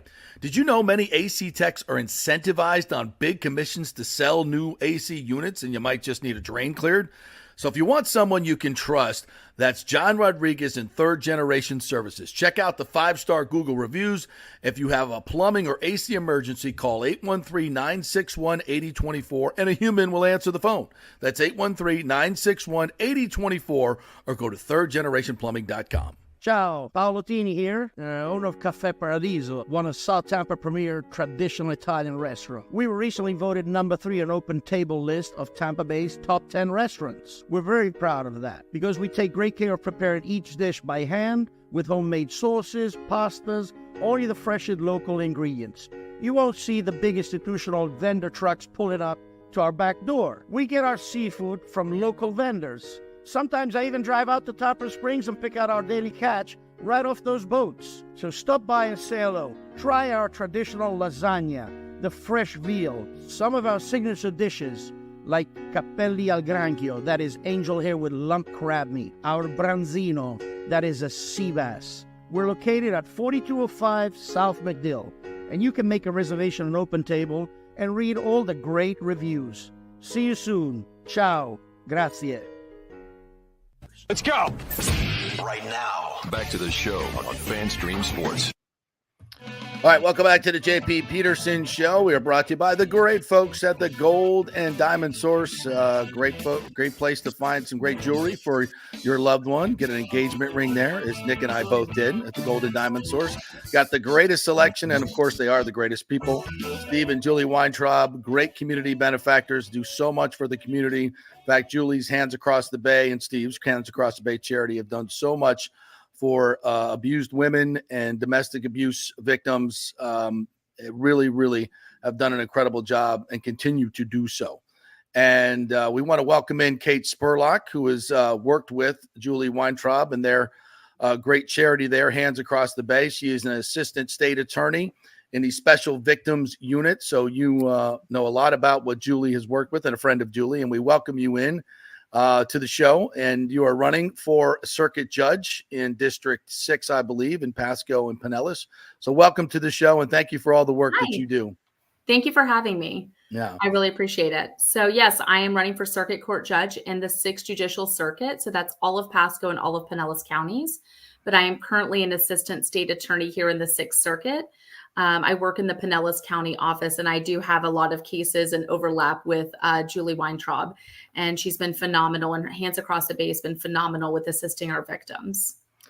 Yeah, tell me a little bit about that. And some of the I've been to the shelter there that they have, and you know, some of these ladies can come in with their families and pick out all these the needed domestic goods and, you know, shampoos and clothes for the kids and anything they need around the house. They can just come in and grab it, and it's absolutely needed because so many times they have to just get out and run away from domestic abuse, and they have nothing. They leave their entire homes with nothing but their children. So it's extremely necessary for victims like that. Correct? It's profound. Some of these victims literally have nothing. Some of my victims have been victims of sexual abuse. I mean, even as simple as I had a 19-year-old girl who had been sexually abused by her uncle, and she was going to have to testify. She had been in and out of foster care, and she was homeless at the time at 19. So when I met with her days leading up to the trial, I said, "Do you have any other clothes?" And she said, "No." And so my first call was over to Hands Across the Bay, and they didn't even hesitate. She filled up 6 bags full of clothes and body wash and other needs. And my office, you know, put her up in a hotel room for the week. And just the very next day when she walked in to prepare, she had a smile on her face. She already was beaming with confidence. We're asking these kids to go to talk about really traumatic events. And when they don't even have a warm bed or air conditioning or clean clothes on, how are we expecting them to show up and do this very difficult work? And Julie gets that. Hands Across the Bay gets that. And they just opened their doors. There's no red tape. It was like, you have a need, let us help.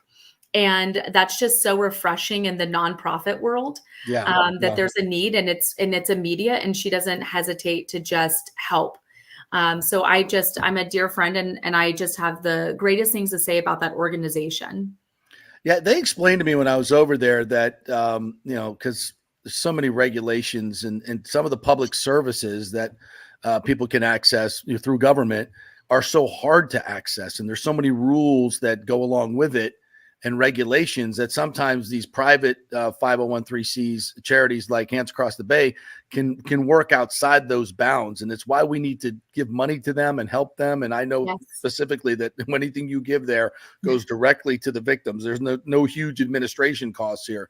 Is that something that's needed in our area? Huge. So I'm a part of the Special Victims Unit. So I prosecute cases involving child sex cases with victims under the age of 12, human trafficking, aggravated child abuse, online exploitation of kids, and homicide with children victims.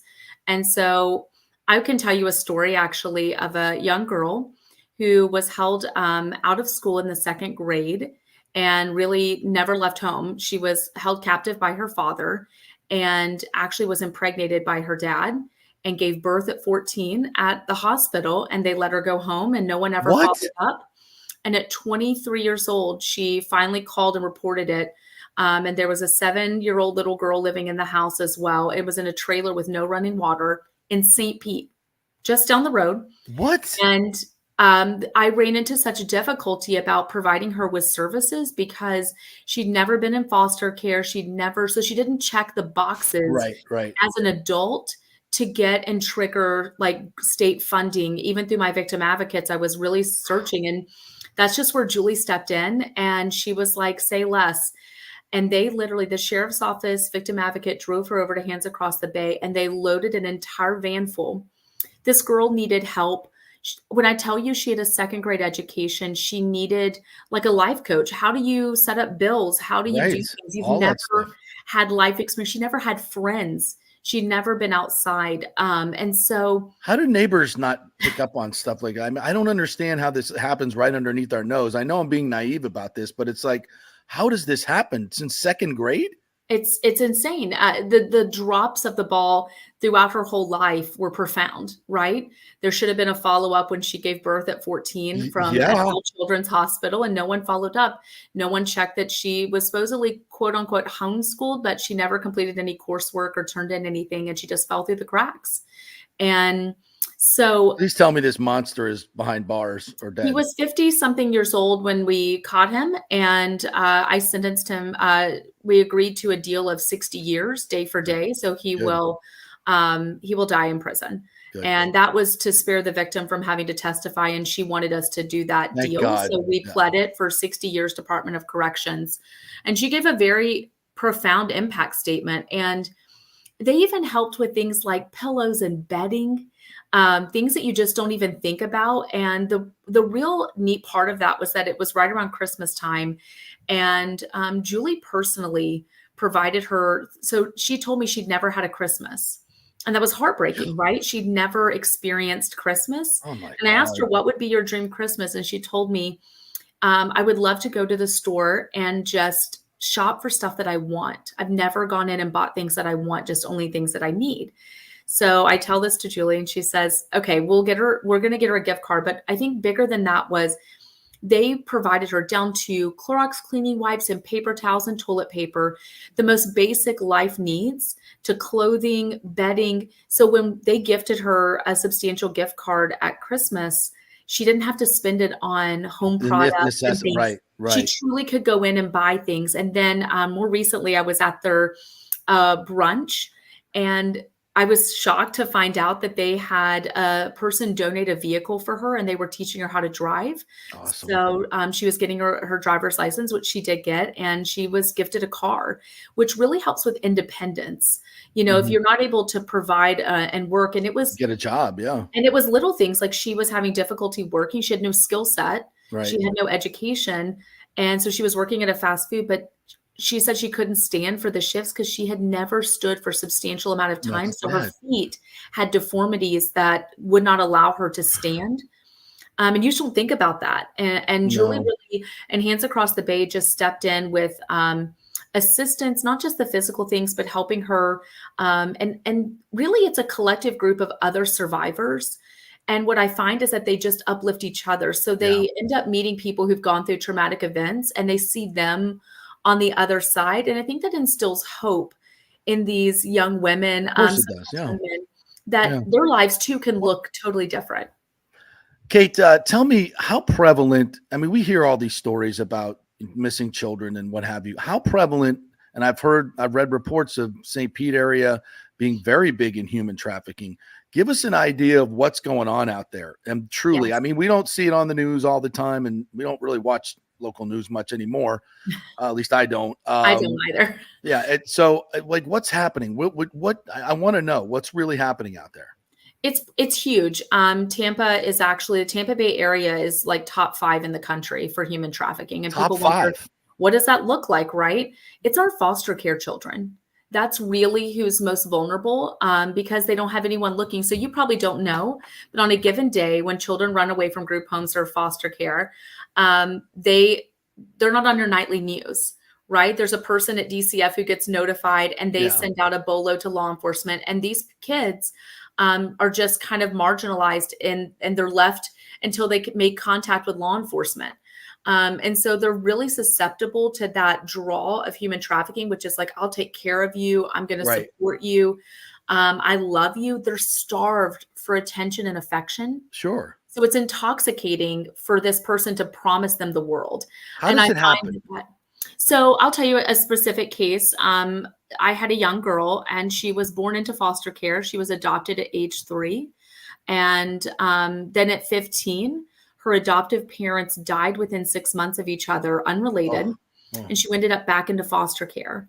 She really received no mental health treatment, no counseling. And that's a lot of profound loss at a young age. We as adults, if we lost both of our parents within 6 months, would be distraught.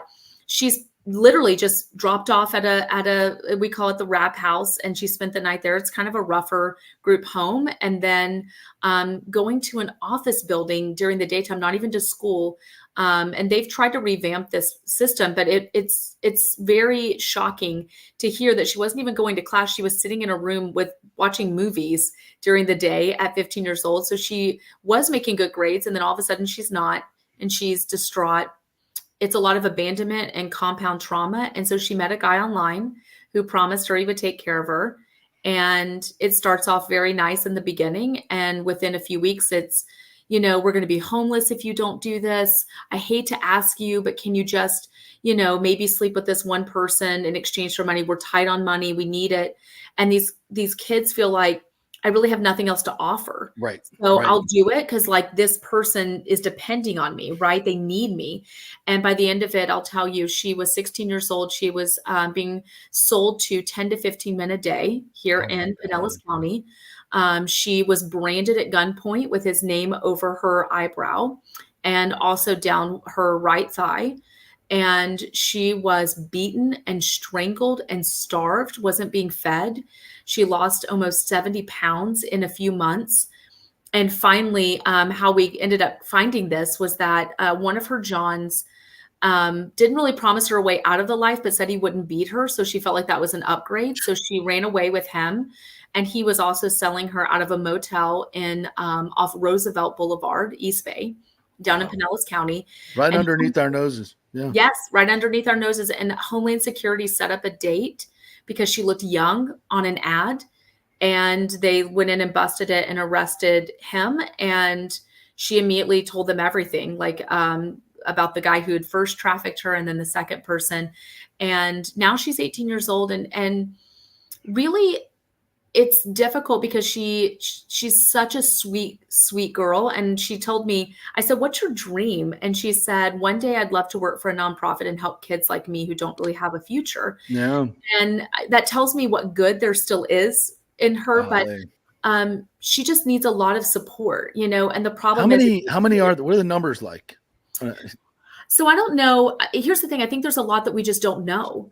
I stay busy and we do ops where we catch a lot of people. There's a huge demand, which only drives up the supply.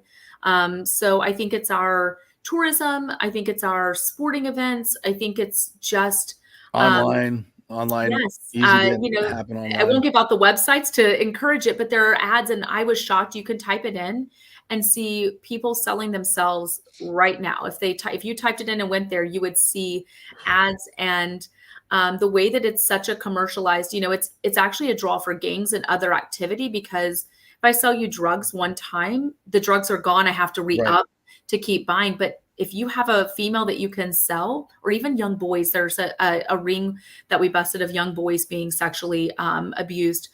But you know, it's an easy turnover, 10 to 15 people a day.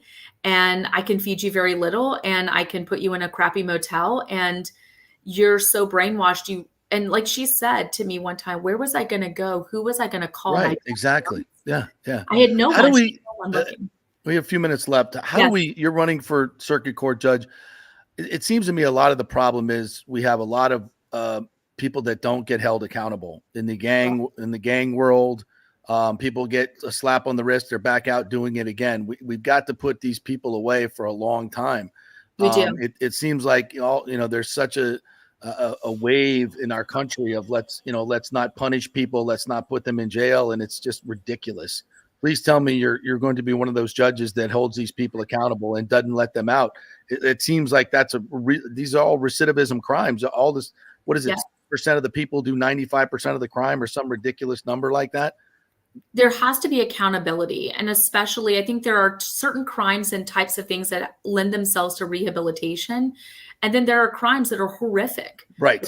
And we're doing horrific things to other kids and humans and animals. And those people deserve the full weight of the system. And as an assistant state attorney, I'm known to be firm but fair.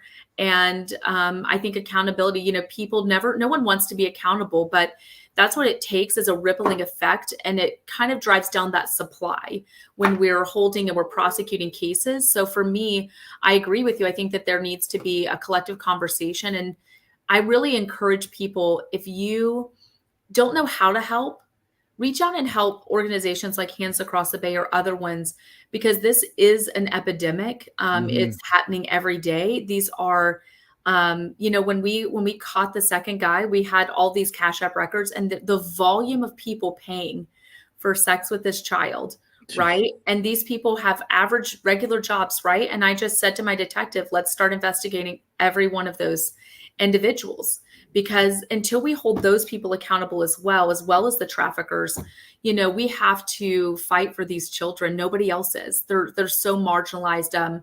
I've only had one adult, but she was mentally disabled and had a cognitive IQ of around a fourth grader. And so these people are the ones who are on the fringe of society. They aren't seen. If my child goes missing, the whole world knows, right? There's Amber Alerts. Yeah. These children are going missing every night in foster care, and no one knows who they are. They just get an email in the morning. There are I just heard a guy say, over 200 kids a day missing out of foster care in the state of Florida. And Tampa Bay is a huge area for that. My unit just last year took in 1,300 cases of sexual abuse, child abuse, homicides with children victims, and human trafficking. So, and that's just in Pinellas County. Yeah. So well, listen, Kate, how can the Sixth Circuit Court, you'll be on the ballot. Anybody who hears this interview, I'm sure will vote for you, because you seem very serious about. August 20th is my election date. So just in a few days, early voting is about to start. Mail-in ballots are out, and voting day is August 20th. But I am running for Circuit Court Judge in Group 9, Kate Spurlock, and I would love to have your listeners' votes. That's what we need, are people that are aware and are public servants and who are going to do this job and have the experience to do it well. Yep. Well, Kate, thank you so much. And thank you for all you do and your dedication to this, as it really, really matters. Appreciate you. Thank you so much. I appreciate the time. Yep, absolutely. I know this is a sports show, folks, and but there are certain things that are going on in our society that we have to address and do our little part. And she painted that picture extremely well. It's extremely dark, but it's happening. And these kids, it's heartbreaking to know what happens to these kids. But so do what you can do. All right, we got just a few minutes left. You know, I try to save these conversations sometimes for our second hour because it's hard to talk about sports after you hear stories like that. But it just is. It's just it's heartbreaking.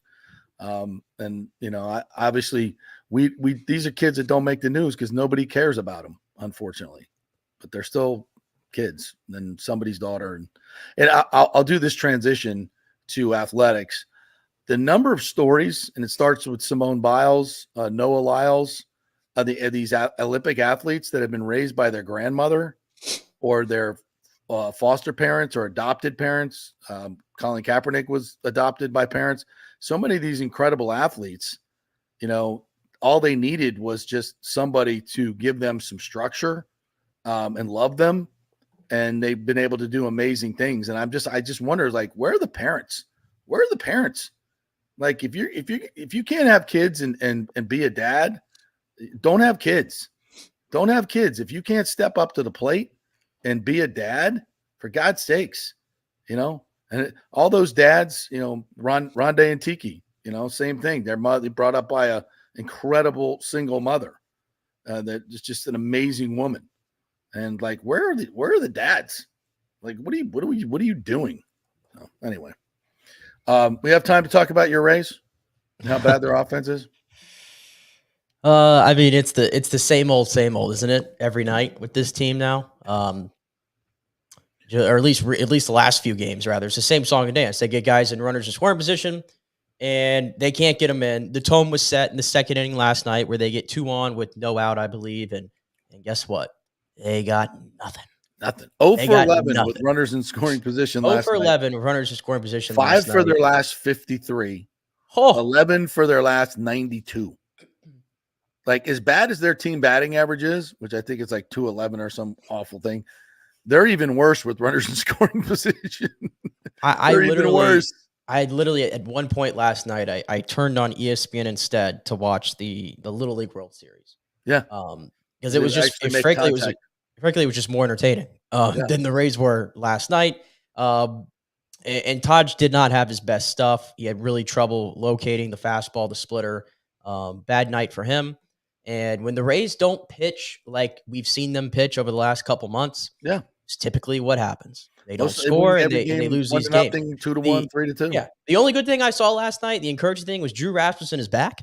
Yeah. He's in the bullpen as we were hoping would happen, and he looked pretty good. Got 3 outs on 13 pitches, so good to see him healthy.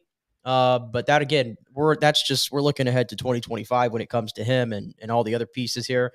And listen to this. I saw this come across my thing this morning, my Twitter rather, from Matt Germain, who does a good job of putting all the stats out there. And since June 1st, JP, none of this is surprising. But since June 1st, listen to some of these batting averages for your Rays. And a lot of these guys play a lot. Jose Siri, 214. Jose Caballero, 211. Richie Palacios, 194. Josh Lowe, 186. 186. Christopher Morel himself is hitting 167 since then. Oh, for his last 13. And then here's the murderer's row, this trio that I've been on. I don't understand why they're here.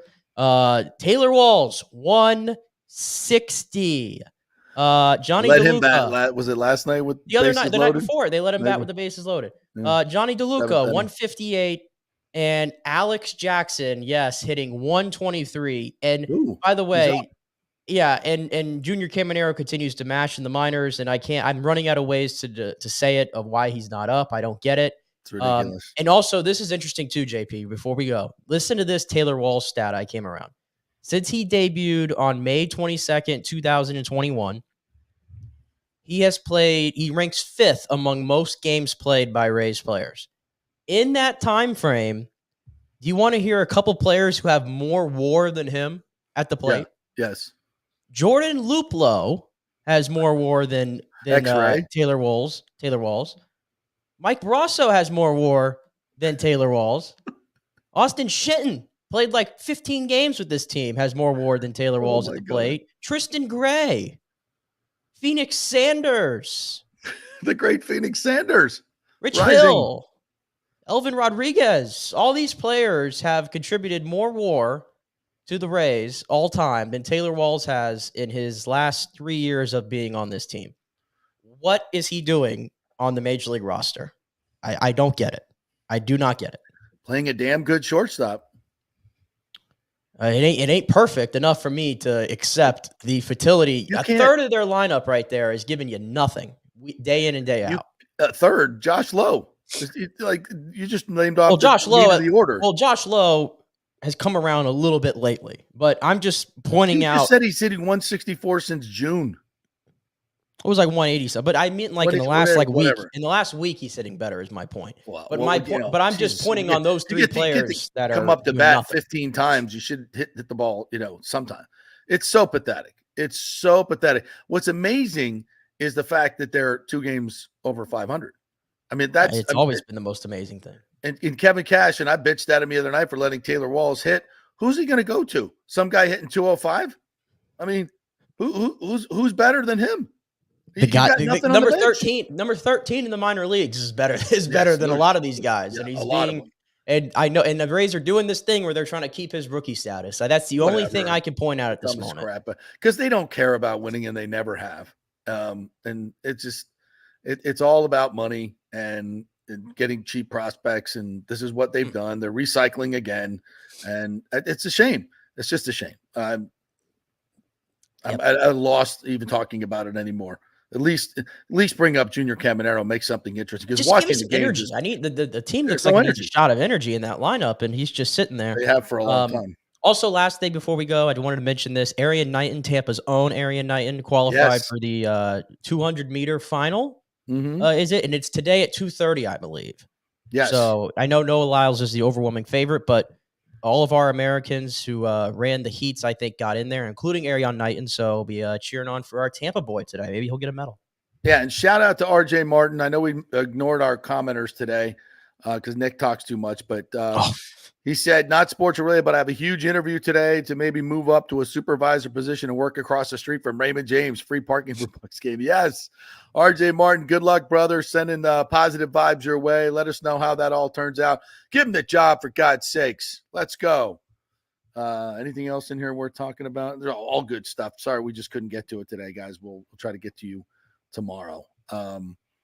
All right. Thank you, Nathan. Thank you, John. All the guys there. Sorry we're running late today. Thank you, Nick. Good job. Appreciate you. Please go out and vote for Kate Spurlock. She's the type of person we need holding these people accountable. So have a great day, everybody. We'll be back tomorrow with a big Friday show. Tim Ham will join me, and we'll set up the big game with Bucks in Cincinnati. Have a great one.